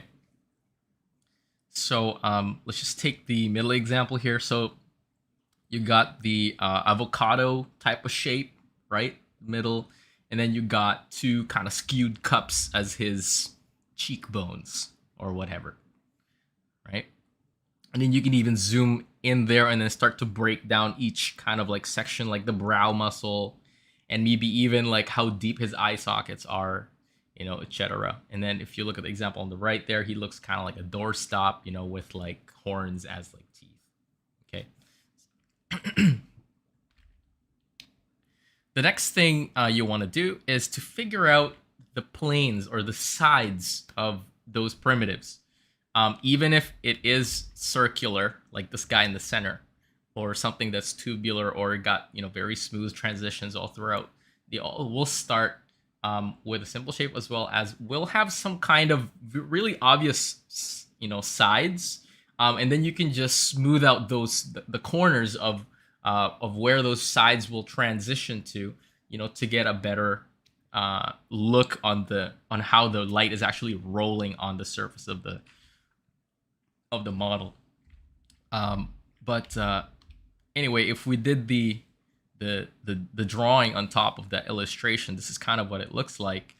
You know, you can obviously look at it from sort of the largest planes to the smaller ones, and break it down the way you understand it. There's not necessarily a specific rule or what is right or what's wrong. Rather than just noticing those big planes, those big sides, right, for each shape and each concept will give you a better idea on how you can judge proportion and maybe even how some of the weight and maybe even some of the shape language is being distributed across the model. All right. Yeah. So I hope that that's pretty straightforward, right? So just like how a box would have 6 sides, then if you take a complicated shape, kind of like this guy in the center, you know, you can kind of treat him like he would be kind of like a box. You know, he would have 6 sides, but the top side would be smaller, the bottom side would be wider, right? And then those corners that make up the sides, the front and the back, would just have a smoother transition in between. Okay. And also helps sometimes to kind of do a quick draw over, right? Like you have a concept and you're like, I think the corners are here. I think these are the sides. I think this is the shape. Kind of do a quick draw over, and then go ahead and like approach that in the 3D space in ZBrush and start, you know, sculpting it. Try to use all the brushes that's in your arsenal to create that shape. Okay, so in summary, identify the silhouette, break down the pieces into its simplest forms or primitives, and then figure out the planes of the object or the face or what have you. Okay, so the assignment is to pick 6 different heads from this concept artist. I'm going to give you a link to it, and create the shapes of those heads. And try your best to capture the silhouette. Okay, I'm not looking for eye sockets. I'm not looking for, you know, specific like wrinkles and, you know, any of that. I'm not even looking for ears. I just want to get the entire shape, okay, of the head, okay, and then get the planes as well. Use your move brush, use your smooth, your standard brush. You can use your flatten for figuring out the planes. And start with the Dynamisphere. Okay, so I'm gonna go ahead and give you the link now, and then you can start doing that. So I think it's this one here. Share, change, copy, done. Okay, so I'm gonna paste that in the chat there. I'm gonna send that to Wallen as well. Concepts.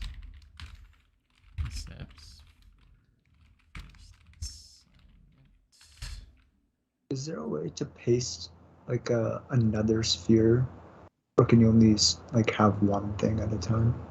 You can have another sphere in the scene, yeah. If you'd How like do to you have do another that? sphere. Yeah. I'll show you in just a second here. I'm just gonna send the. Okay. I think I sent the link already, but yeah, I'll certainly show you. Just give me Yeah, I 2 got it. Thank you. seconds. Awesome. You're welcome, man. So I think everybody can still see my screen here. I'm just gonna show what we're looking at here, but in here are the concepts. So pick 6 out of this entire list of heads. So you can obviously say you like this guy in the middle. Out of these 3, you can just take a screenshot of that. Use a snipping tool or something like this to screen cap that, and then you can just use that that concept out of these 3, and then you can pick another one from another list, and so on and so forth. So here, I'm just gonna scrub through the list here, and there's a lot of fun ones, a lot of easy ones. There's some complicated ones as well. So find one that will challenge you, obviously. I'm not really looking, again, for eyes or anything like this. I'm only looking for the silhouette, okay, the shape. And when you're building, I encourage that you are using symmetry, and also like, don't worry about like if they have like a facial expression, like this character here in the center. Just worry about kind of the overall volume, shape, and proportion of this character, and possibly even like the 2 kind of hair buns or something like this that she's got there. Maybe you can give a hint as to where the eyes would possibly be, a hint of possibly where some of the grooves are, and that's probably about it, right? Like, I don't want to see any, like, if there's an open mouth like this, you can try to close the mouth for now, or just have a hint that, okay, this is clearly like the whole area for the mouth, and then that's it. Like, you don't have to create teeth or tongue or anything like that. Just, again, focus on the silhouette. That's what's important.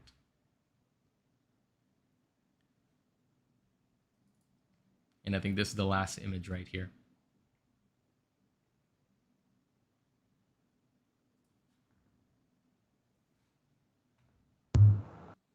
So I'm going to show you how to append a new sphere in the scene. So if you are stuck with the one sphere and you're like, Harold, I don't really want to have the one sphere. I want another one in the scene. Well, this is how you do it.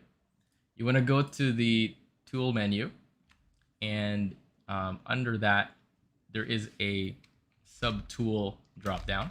Click that. And if you want to append a new sphere, go ahead and click this append button. Append just simply means to add to. And you can append another shape. So in this case, maybe you want another sphere. Boom. And it's just 2 spheres on top of one another, and that's why you're seeing that. But what you could do is, since now there's a second sphere, you could select that, and then you can use your move, scale, rotate. Shortcut is W, E, or R. Okay, that will enable your gizmo. Okay, so I want to move that out of the way. Maybe I can move that up. Okay, and then you can either press W, E, or R, and that will actually enable your gizmo already, your universal gizmo. And pretty straightforward, right? Like, the arrows will allow you to move. These square handles will allow you to scale.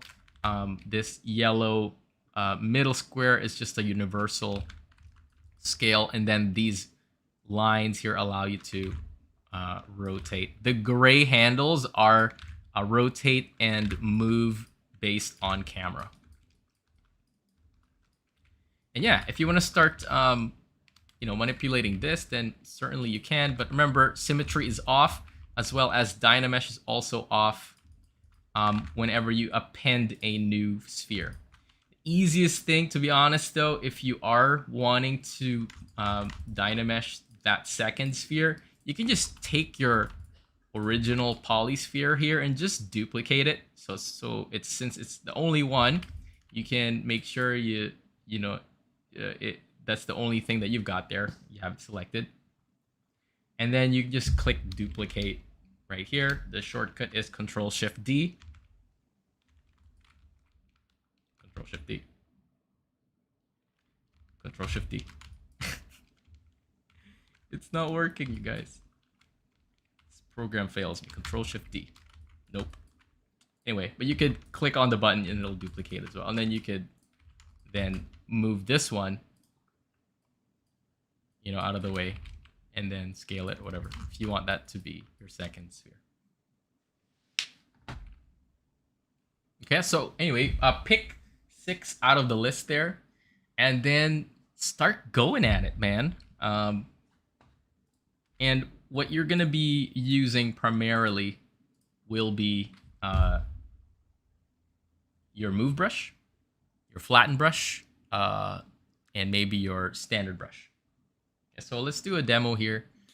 Sorry, Harold, where was the symmetry option again? Mine turned off. You can press X on your keyboard, or go to the transform menu, and then here, this area will be the activate symmetry. Transform area, okay. Yes. Okay, cool. Just X, right? No need for... Yeah, just X. Okay, cool. Yeah, just X.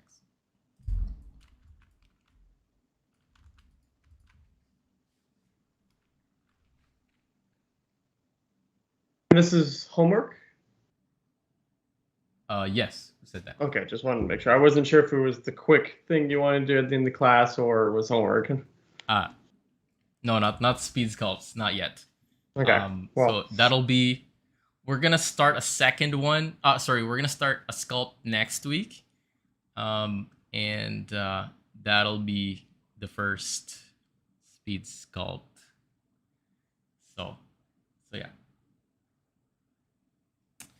But okay, so I have PureRef currently, and this is what PureRef is. For those who don't know of PureRef yet, that's one that I recommended to download earlier. It's just a floating window, really, that you can first unlock it by doing a Control-R on your keyboard. Control-R is the lock and unlock shortcut for the canvas. To manually unlock it, you can right-click on the middle of the program here, and then go to Canvas, and then lock canvas or unlock canvas. Anyway, I can take a screenshot out of the list here. Let's just pick some character, and then let's go ahead and paste that.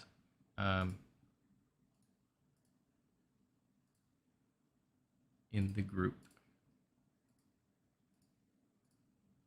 Let's see, who do I want to pick here?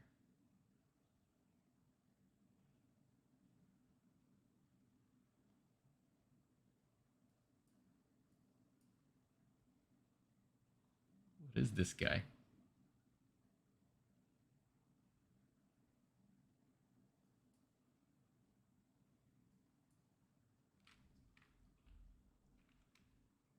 Okay, let's pick this guy.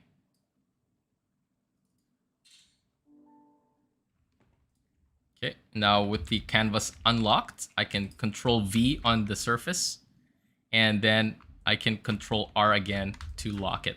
So now I'm able to just paste an image in this software. Now left click allows you to pan, and then you can use your scroll wheel to zoom in. You can also grab the corners and sides and stuff like that of the floating document, and then you can change the size of the window.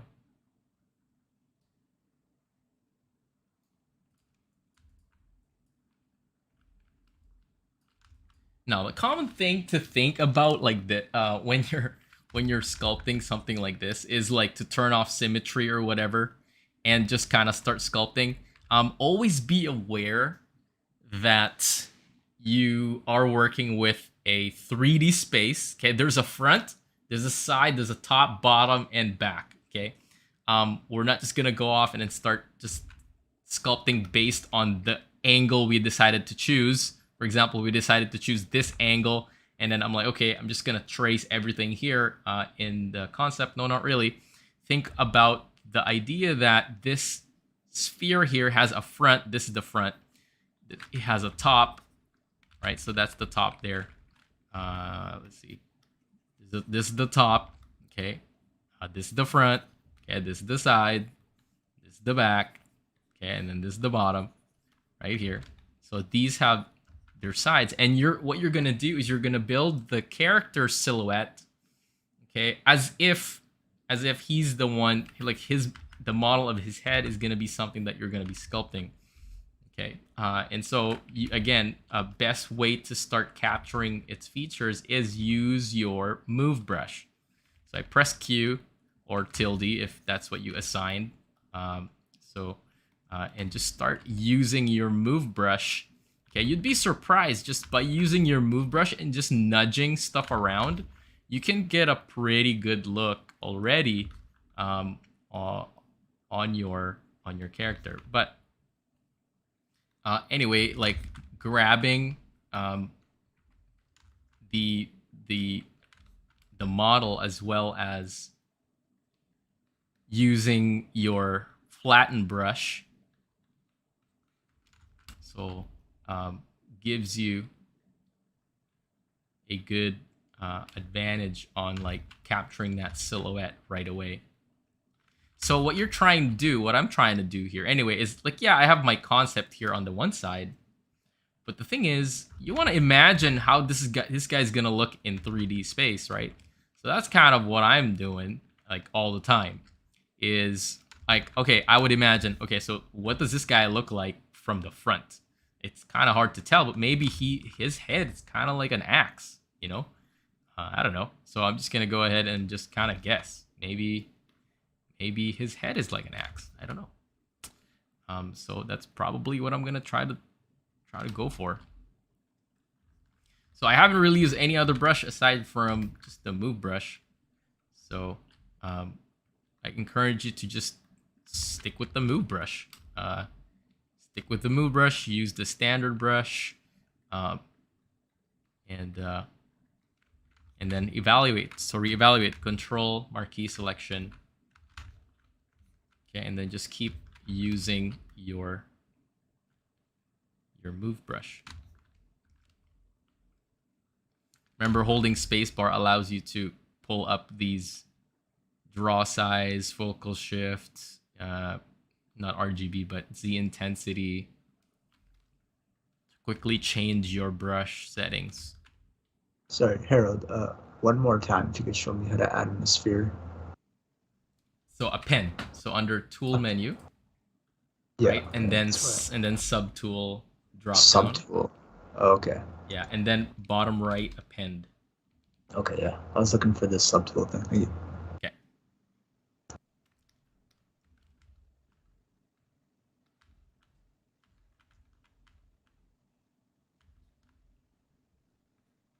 Okay, so now that I have some kind of general shape as to what my character could look like, I can grab my, so I just use the move brush there, right?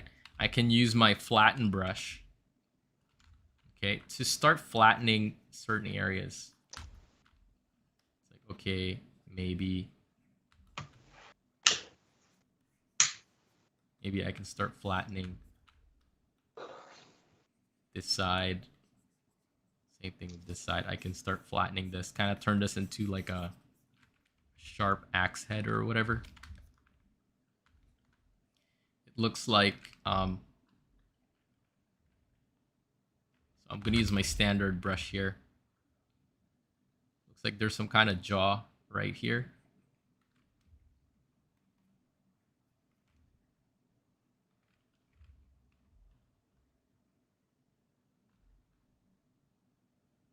So this is probably his jaw.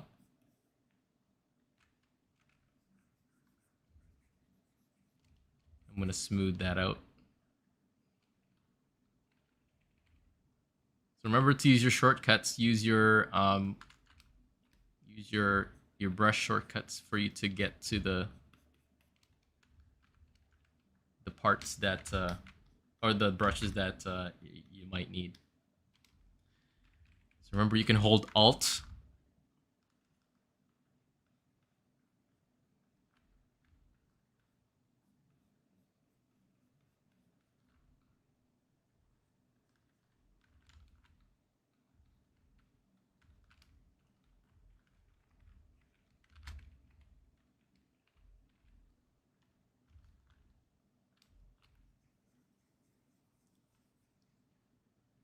I'm gonna flatten this kind of whole side here.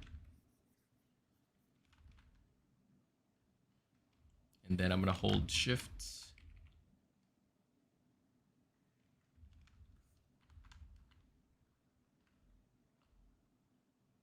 His neck from the front seems a little too thin still, so I'm gonna widen that and then hold Shift to smooth.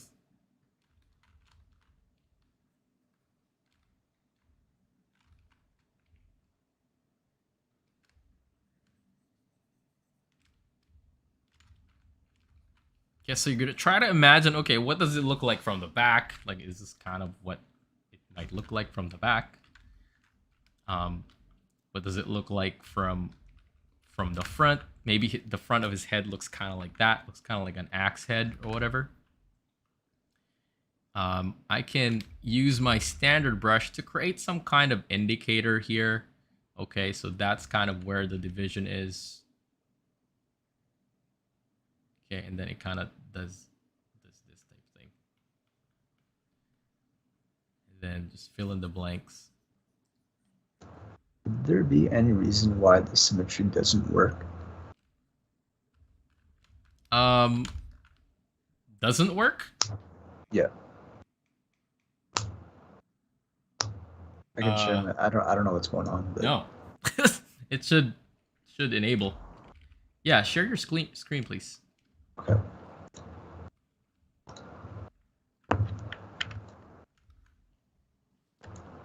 So I have transformed. Okay, I see what you did. Oh, okay. Yeah. So I see what you did. You moved it to the side, that's why. So unfortunately, symmetry is set on world symmetry. It's not local based. So local based meaning, right, it would be at the center of that sphere, where it's not because it's world based. So anything that you move out of the 0, so you moved it to the left or right, then it will no longer understand the symmetry point, because the symmetry point is set based on the global position. Okay. Yeah. So how do I fix that? So you can just undo your move there, the sphere, and then you can now press X. What's going on? Why is it doing that? Okay, that's fine. What is going on? There you go. Why is it zooming in every time, man?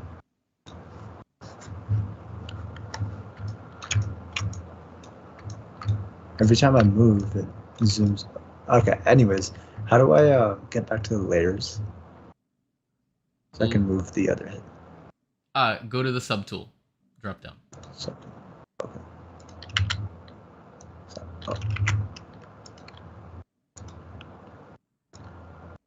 Oh no. Can I not move these anymore? Which one? This head. You can either just disable its visibility, or yeah, you don't have to move it out of the, if you're trying to move it out of the way, first disable your symmetry, and you see why it's doing that, right? Because you have symmetry enabled. I see. Yeah. And then if I enable it. Okay, nice. Okay. And then how do you make it so it disappears? Is it the eye here? Yes. Okay, cool. Thank you. You're welcome.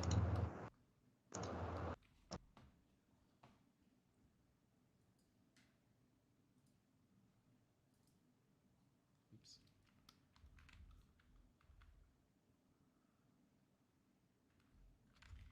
And so okay, going back here, using my standard brush, using the negative feature. So I'm just trying to give myself hints as to like where these plane changes could be, what's flat, what's rounded, proportionally, is this something that matches my concept? And I'm just kind of trying to match the silhouette really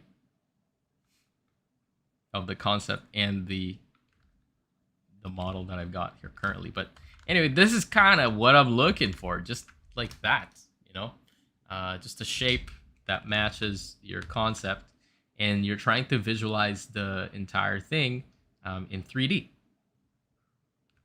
There's really no right and wrong when it comes to filling in the blanks here, because it's just basically what you see. Like whatever you see there, observe, make up the difference. Whatever you're trying to model there, you're gonna have to use your imagination a little bit and fill in the blanks. Maybe from the side here it looks very wide, but maybe the concept head is very thin like that, or maybe it's very wide. We don't know. Maybe it is wide when it's narrower along the front of the face, and then it gets wider over as it moves towards the cranium. So from the top view. So you mostly want us to focus on the silhouette, but I mean, a lot of these images are not straight on. Mm-hmm. So they wouldn't be, if we're trying to do it from what we perceive it should be, it's not going to look like the silhouette in the image completely. Mm-hmm. You know what I mean? That's Yes. what we're going for? Okay, that's what we're going for. Because I'm like, well, this is what I think it looks like, but in the silhouette, it doesn't show this part Mm-hmm. because it technically wouldn't be there. Right. In reality, if you're like the way that, I don't know how to say it. Yes, but simply speaking, you want to not model based on what you literally just see, but you're going to model the entire head. Yeah, exactly. Character. You're not just modeling the flat image. Right. But you're trying to conceptualize the entire thing in 3D, as if you're going to be the one that's building it from scratch.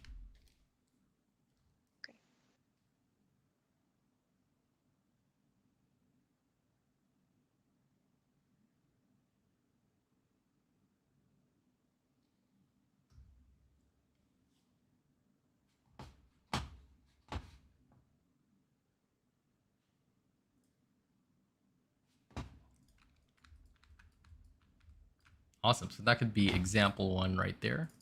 And then I'm just going to do another example here to demonstrate one more time.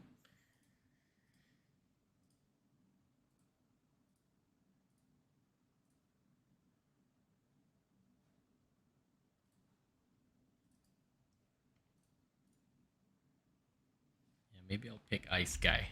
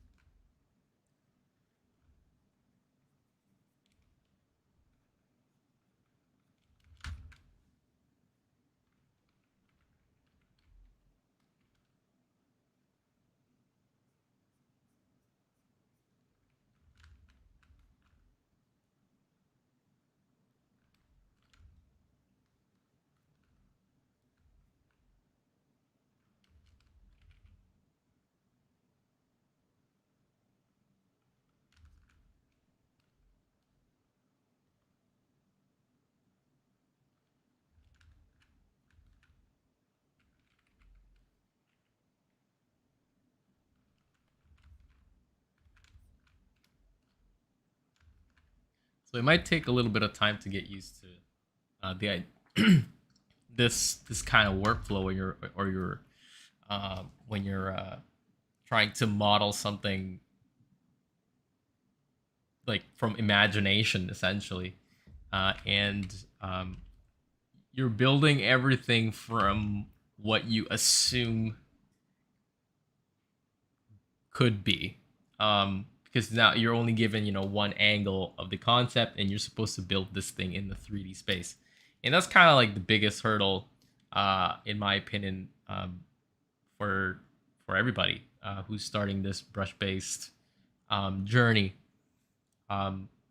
It's not as easy as Maya, where you have your orthographic views, and your sides and your back and the top and the bottom. Whereas here, sort of like a free for all, free form camera, and now you have a modeling tool, such as a brush, to add changes, and you're using the means of scraping, scratching, raking, smoothing, to achieve a certain look. So if it's challenging, I hope that over time your brain starts to understand, okay, this is kind of what we're doing, and this is kind of what we need to do in order for us to get this piece of clay to look the way we need it to look based on the concept given to us.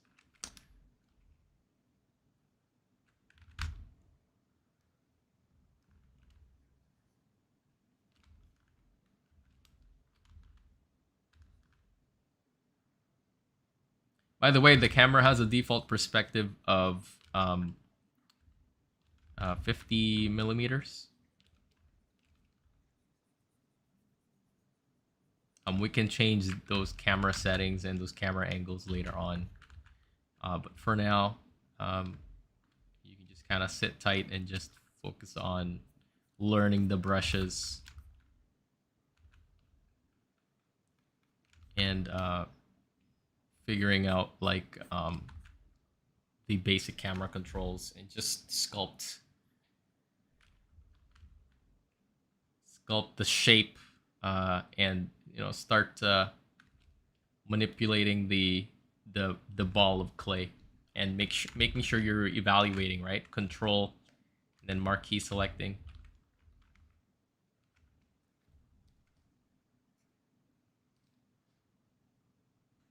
Right? So keep going. You guys have any questions? Of course, bring it up.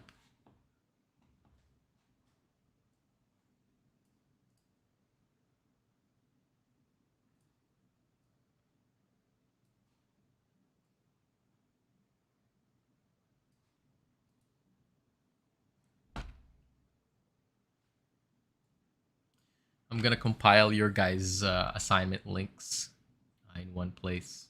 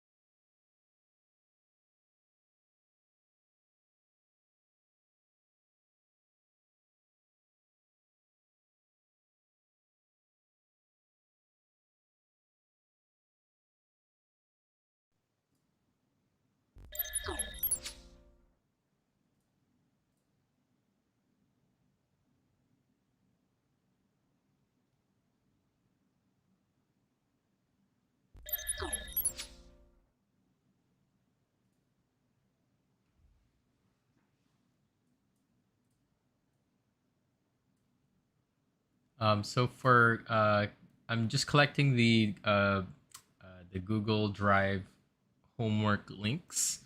So look, I'm just missing a couple people from the list, and that's Kimberly and Logan. If you guys have the time soon, if you can send me the Google Drive links. Oh, sorry. Yeah, I added you to the list. I just probably just didn't send you the link for it. Yeah, that's all right. So you can send it via email or on the chat. Either way. Should work.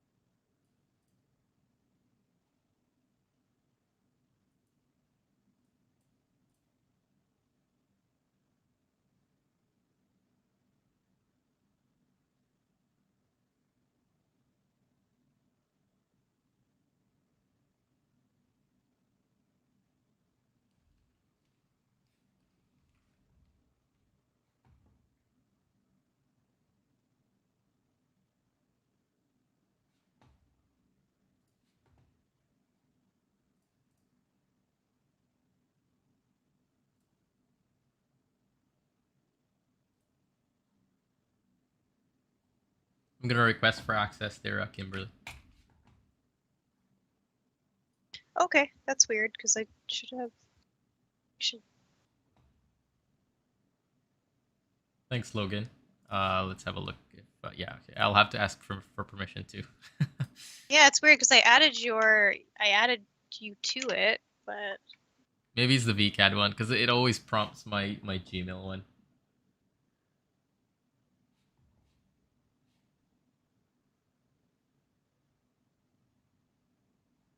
I sent a request as well for okay. Logan.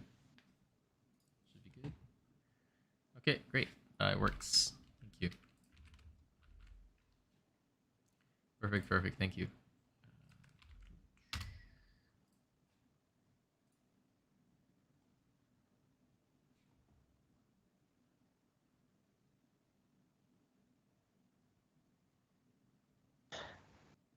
How do I check for requests? It should give you a reply email for request.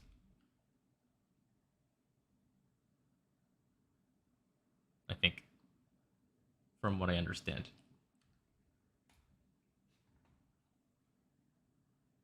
Oh, there you go. So I now have access. Logan's character. D class. All right. Yeah. So I got it. Awesome. Thank you.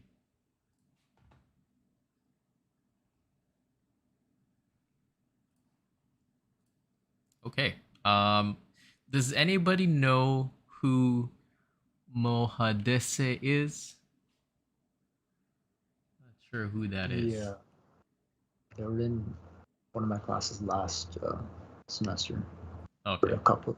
Like it's a person, real person. It's not a bot that made it in the list. All right. Yeah, because he's supposed to be, or she. I think it's she. Okay. But they're supposed to be in my other class as well. So, yeah, just maybe having technical difficulties. They can make it next time.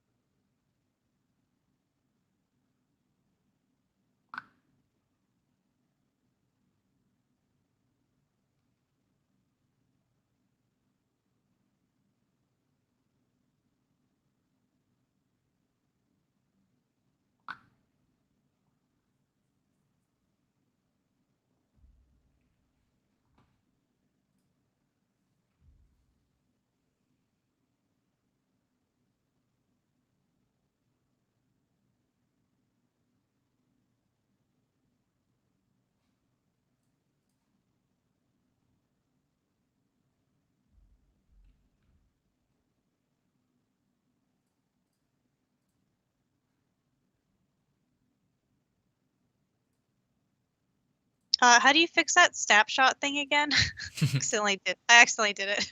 Control N. Control N. Got Yes, it. Control N. Yeah, so it's Shift S there on your keyboard if you just by accident. Yeah, I wrote down how to do the snapshot. I just don't have. Didn't know how to I fix mean, it. yeah. Fair enough. Fair enough. Yeah, it's Control N. Wish I could disable it as well. It's a strange feature. I don't know even why. It doesn't seem like it's super useful. No, it's not useful at all. Not in the beginning stages anyway.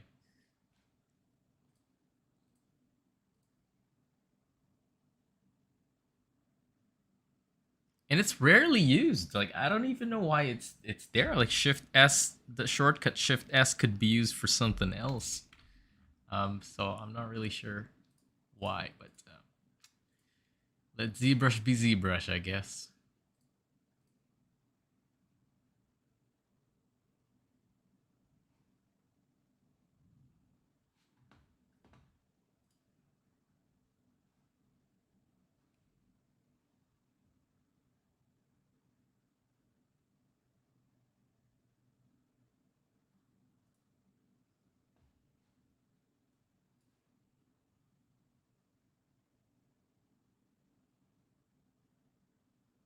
So how's everybody doing with their sculpts?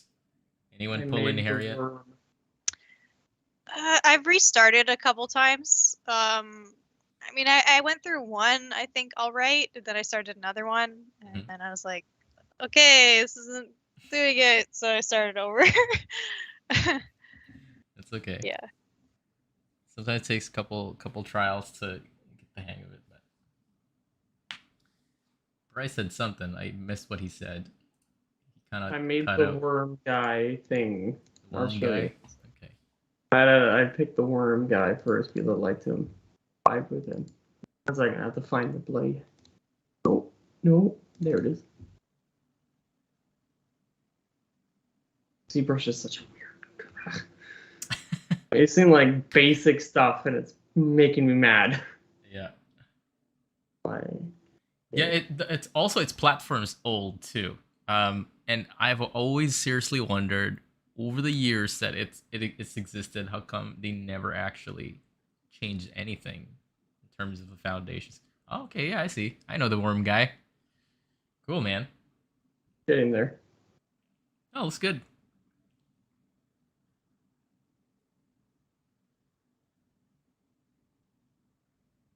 It's pretty fun actually. Except for ZBrush makes me want to jump off a bridge because it keeps doing stuff I don't want it to do. Yeah, like zooming in by itself and undoing Got like by the most itself. random seeming interface I've ever seen in my life. It's like they did not hire an interface creator at all, and they just said, meh. Yeah. They'll use it anyways. Yeah. Oh my god. And why can't we zoom in and out with the scroll wheel? Why do we have to use our mouse? I don't know. Like, what are these basic functions that, like... Yeah, it's... Come on. It's pretty awesome how you cannot do those things. Like, why can't we just hit Control scroll wheel to go in and out instead of having to move our mouse? Yeah, exactly. Control scroll wheel would be nice. That would be nice. This should be one of my complaint emails.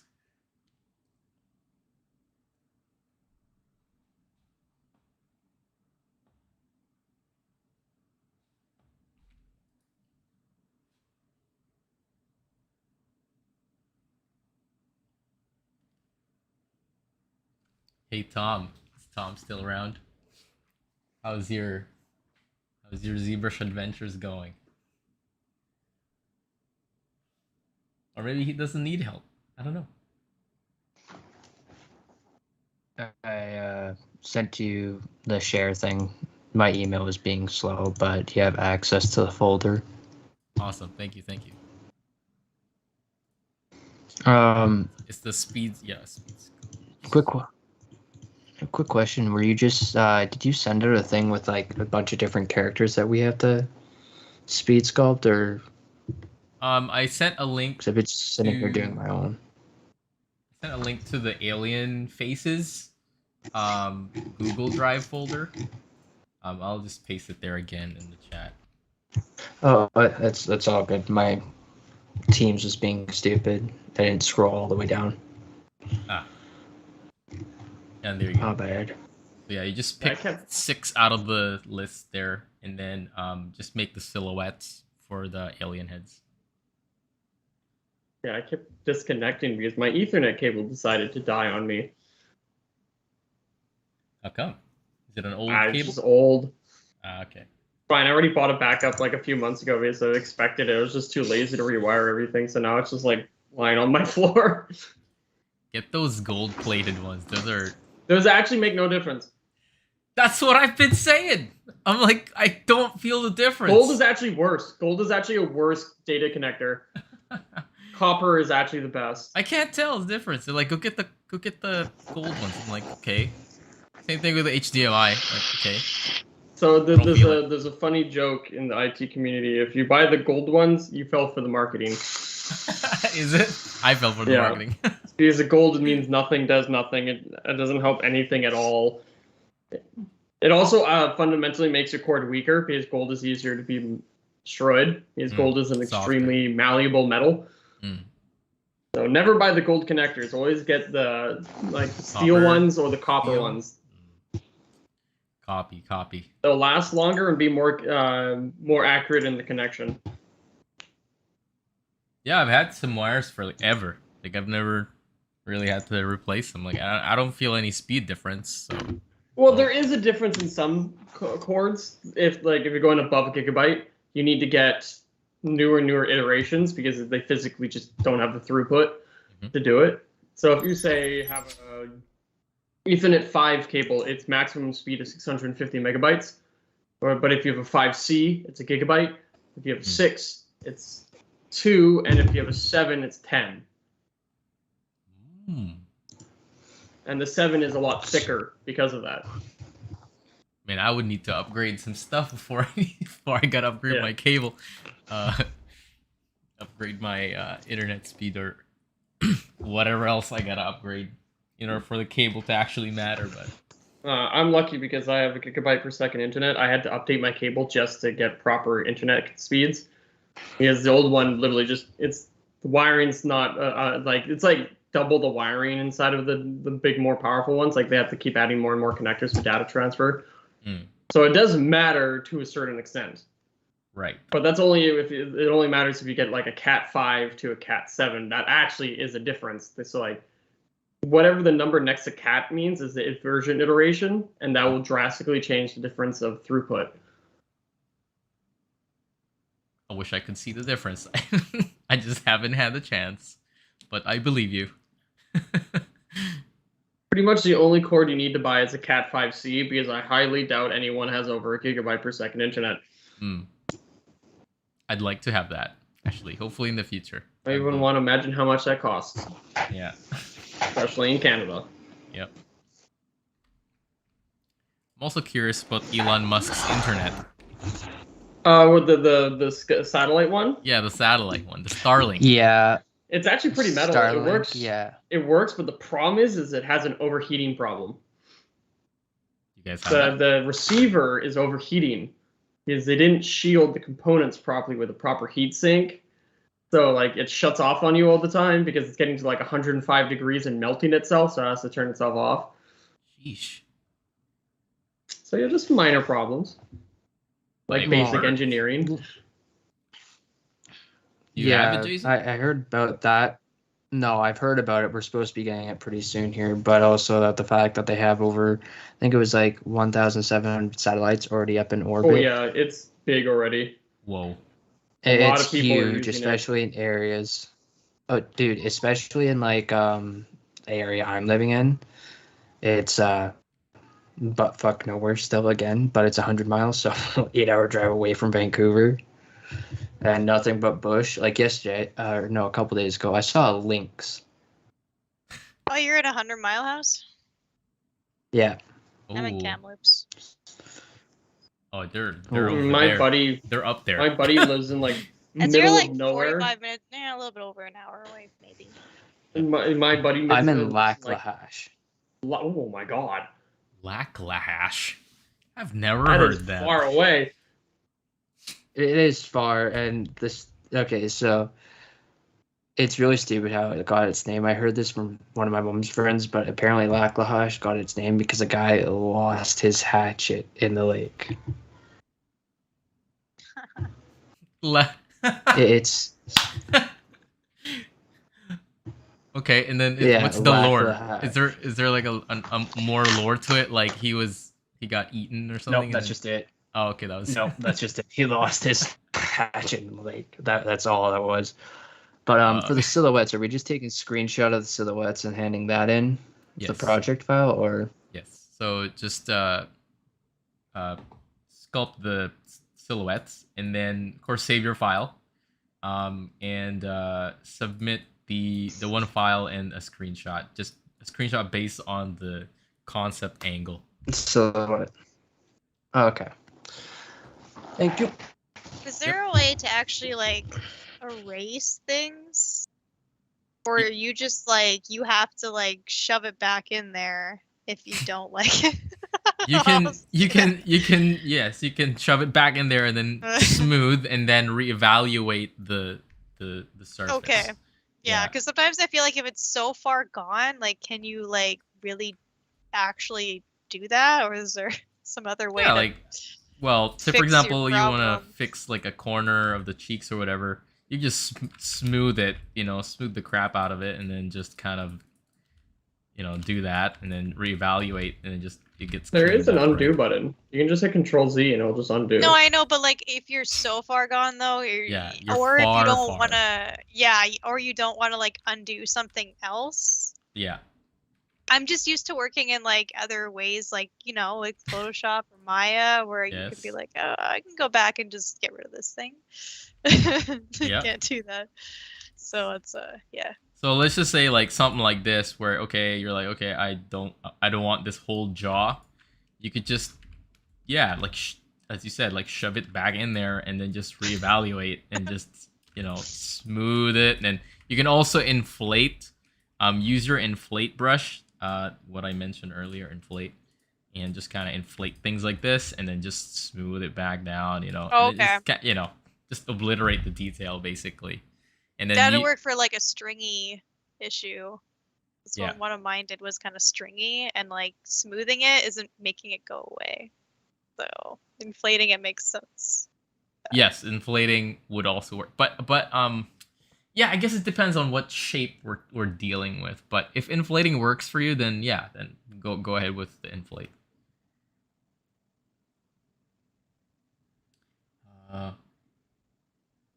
That, or you just restart from the very beginning, and what I mean is like append a new sphere in the scene, and then just try to manipulate that, and then see if you can get a shape closer to what you want. Harold. Yes, Irie.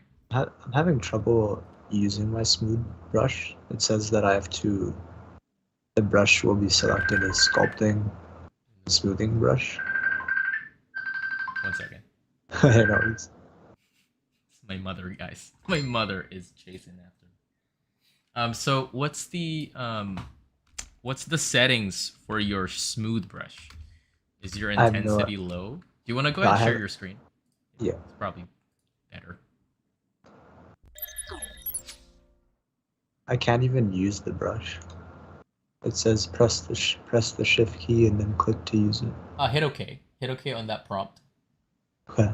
Okay, and then hold shift. Shift. Yeah. Okay, you have smooth enabled. Yeah, it should be good. Oh, you click shift. Yeah, whenever that pop-up pops up, it's just telling you what to do. And then if you click OK and then do what they say, you'll be fine. Yes. So every time you switch to a smooth brush, you'll get that prompt. It's just saying that every time you hold shift, that's the brush that will appear. And that's simply what that prompt is. If you want a different brush, then you will get another prompt again that will replace that current smooth brush. Okay. Yeah, it works. There you go. Thank you. Cool. And then I had one other question. Whenever I move my camera, whoops, sometimes it'll just like, it just zooms in. Oh. Yeah, mine does that too. And I don't, it's not happening now, but when it does happen, it's really annoying. Yeah, like that, it just zoomed out. Do you know why that happens? Like that.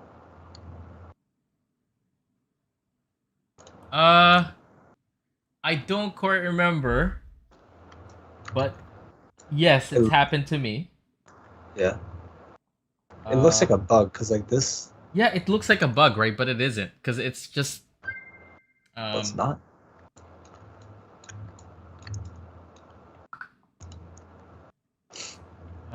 What's that called?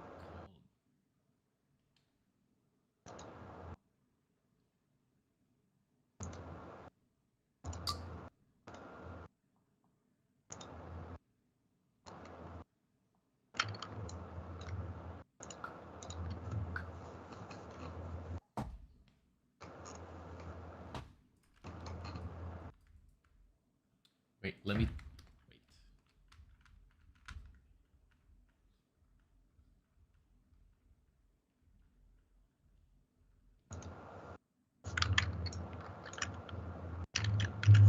And what shortcut are you using there to zoom in, Irie? Control right click. But when I move around, I click Alt right click. And sometimes it just snaps me, like, yeah, I don't know if you just saw it, but it just snaps randomly. You know what I think it is? I'm letting go of the right click before Alt. Or I'm letting go of Alt before right click, so it zooms in. Probably. You're probably doing like a weird key combo that it's snapping. Yeah, I think I just figured it out. I'm letting go of Alt before I right click. Yeah, that makes a lot of sense. Okay. Oh. There you go. Thanks, Earl. You're welcome.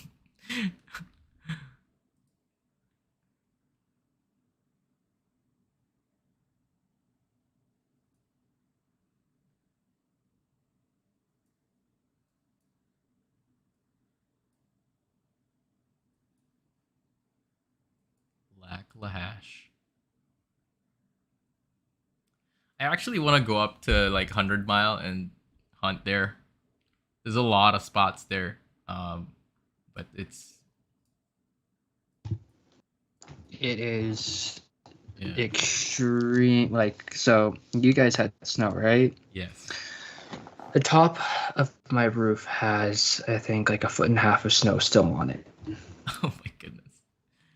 And you guys have... Yeah, when it snows here, it snows. Yeah. You're higher up too, probably. In total, it's probably been like 2 feet of snow up here. Yeah. Like the Timothy Mountain snowboarding trail resort kind of thing. Mm-hmm. It's still open till March. That's how much it snows. It was snowing today. It's snowing today? Oh my goodness. Yeah. I bet, yeah, we're basically done with snow in Richmond, so... There's lots of snow here still, but it rained a lot today, and so it just made it like sludgy and slippery, and Richmond got a hell of a lot of rain today. Yeah, it's kind of flooding there right now. I'm in Surrey, and it's kind of flooded where I am. It's maybe just the geography here is just a little bit kind of... There's like a dip here, but where I live anyway. But it was pretty rainy today. Someone was telling me that Richmond is below sea level or something. It is. It is. We're on reclaimed land. Oh no. Yeah. We're basically living in a giant swamp. The entire... So basically to make Richmond, they just poured a shit ton of sand everywhere. So that's why you're not allowed having basements in Richmond. No one has a basement here. Yep. That's true. I used to live there. So if an earthquake happened, Richmond would sink. Yep. There's a lot of expensive houses in Richmond. Yep. Richmond. So I had to move to Surrey.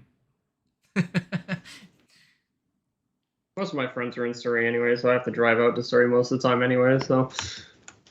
Yep. When you have a smaller budget, Surrey works perfectly.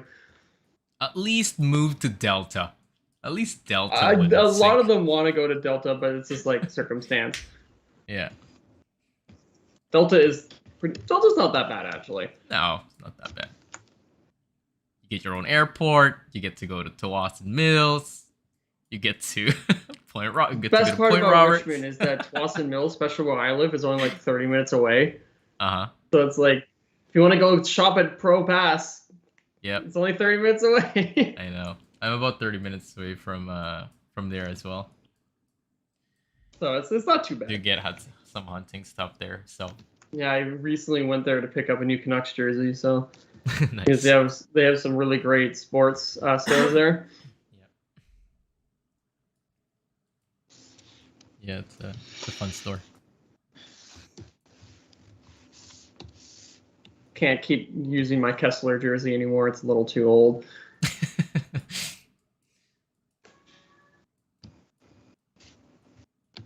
Yeah, I'm not a hockey guy per se, but I watch every sport.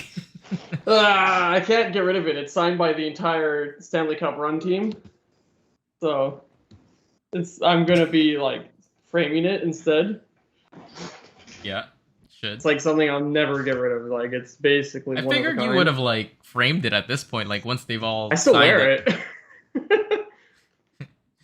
because it's bragging rights. When you go to a Canucks game and everyone recognizes the signatures, it's a giant like.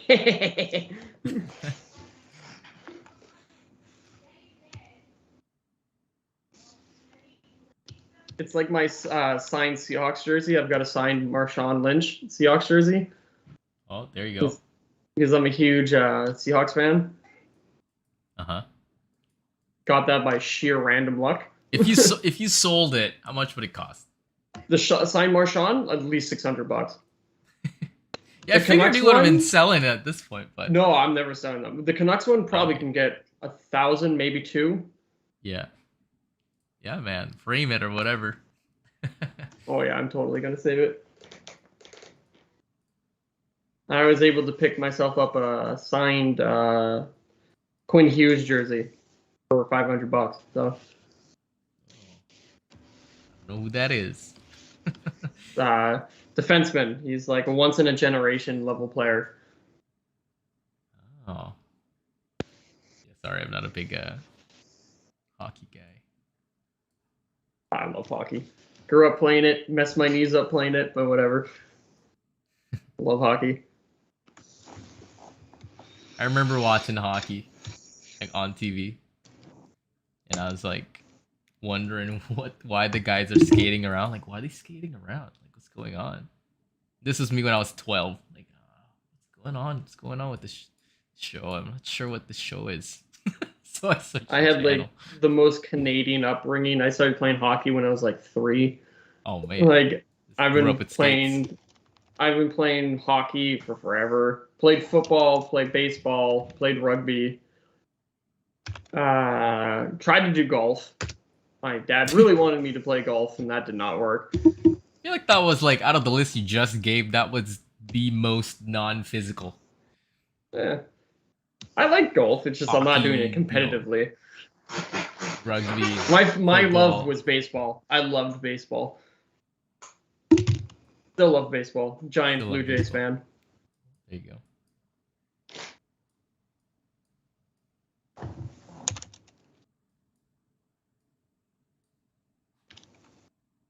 $55. I just realized. Any questions, you guys? For the assignments. Everybody know what they're supposed to be doing for the week? Yes. We got to do 6, right? Correct. Oh boy. Okay. I've maybe got through 2, but I have this thing where I feel like it's just like you're trying to just do the silhouette. You're not trying to focus on all these details. So I'm looking at it and I'm like, it's not good enough. It's still not good enough. Line it up, right? So pick an angle, line it up, and you're like, okay, I get the silhouette. Awesome. You know what, you guys, if you're feeling that way, Kimberly, you're going to have to just stop at some point. It's just a matter of choosing. Yeah. I know. Yeah. I just don't. Yeah, I could work on the same thing forever. I know. so. I understand. I understand. But it's one of those artist choices. You know, you're gonna have to learn that. Like Pixar, they're Yeah. never finished. Nope. Yeah. Never. You know, we had Disney as client before, and man, they never stop. Like you have to just know when to just lift the pen and just be like moving on. So. And that's why you have a producer. Yep. They tell you when to stop. Yeah, I've got coordinators to do that. So okay, enough time on this. Move on. You're like, no, but okay, thanks. But no questions. Anybody? Actually, I have one question. I'm still don't really fully understand what the dynamics do. I don't want to sound disrespectful, but when you just explain about what damage is, you just go to one ear and go out the other ear. So what matters is visually, right? So if here, watch my screen. I see the same thing. Yeah, like it really happens in the topology level, and if minimize this 1 sec. And topologically,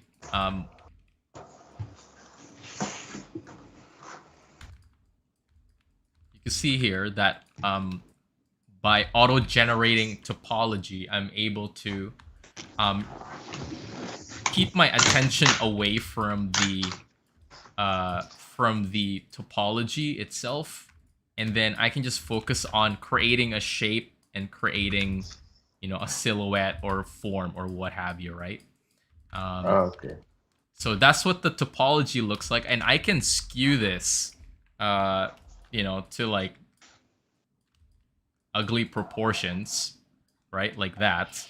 The topology wouldn't sit properly if I had that. However, if I have my Dynamesh on with a certain resolution, this case 64, and then if I control marquee select, I'm gonna just reevaluate the mesh, then that will, you know, clean up my topology a little bit and then get rid of all of the skewing that was happening there. Oh. Yeah, so it's really the what's behind the scenes that matters when it comes to Dynamesh, and not necessarily the actual tool. Okay, got it. Yeah. I have one quick question. Are we handing stuff in as a ZTL or ZPR? ZPR. ZPR. Yeah. Thank you. Yep. Welcome. Harold. Yes. My ZBrush just crashed. Yes. And it's telling me to look for files in a certain area. I just want to share my screen before I go any deeper. Okay. In case I can recover what just happened. So I reopened where I saved my stuff. Okay. So that's the most recent blah blah blah quick save. Okay. Yeah, so it lives here. It lives in your lightbox. So okay. I'm gonna show my screen here, show everybody as well. If you do end up getting a crash in ZBrush, what ZBrush will attempt to do before it dies completely is it will try to quick save. So at the top right-hand corner of your screen, you have a quick save up here just above the menus. You can click that if you think that you want to do a quick save. But anyway, the quick save folder lives inside the lightbox. So press comma on your keyboard. And then all these words at the top of the quick save, those top of the lightbox are folders. At the very right, you have a quick save folder. So go ahead, click that. And all of the files that you've opened thus far will have a quick save version. So even if you did have the crash, the latest ones are going to be the one at the end. So if I double click that, project has been changed, would you like to save changes? No? Yeah, click no. And then, yeah, there you go. That should load your latest files since the last quick save. Okay, it deleted all my homework, but I took screenshots of it. Should I redo them? Save the screenshot, but obviously move forward with whatever you have remaining. Okay. Okay. But it's not in your quick save at all? Check this out. This is what I have been. This is what I was doing when we first opened the program, right? Yes. And where's? Hold on, let me find my. Oh, save this one. The file location. Okay. Are we okay to head out if we are? Yes. Okay, cool. All right, Yeah. thank you. I'll see Okay. you next week. Yeah, we'll see you See guys you next week, guys. Take care, everybody. Thank you. See you next week. So I Thanks, Harold. See you next week. Yeah, you're welcome. See you next week. See you next So week. I have screenshots of these, right? Like the renditions of, and you saw the first one I did. I did Yes. the long neck, like this guy. But none of it's in my thing anymore. I don't really mind doing the long neck one again because it's pretty easy. Yeah, at least make a couple, because we're gonna refine a couple of them. So Okay. Yeah, make a couple. But anyway, it's not at all in your quick save. It's gone. Well, these are what I have in my quick save. And you said this one would be the latest one? Okay. What about the other ones there? Yeah, double click on that. Oh, wait, what? Okay. Yeah, there you go.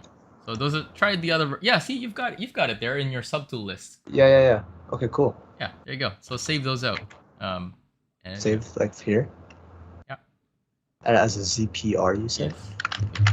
And then just find your location, save it as ZPR, and then Cool. Okay, thank you. Welcome, man. All right. Peace out, Harold. All right. Have a good night, man. Take it easy. Yeah, it goes for everybody else who's still here. Cheers. Thank you. Yeah, welcome, man. We'll see you next week. Yeah.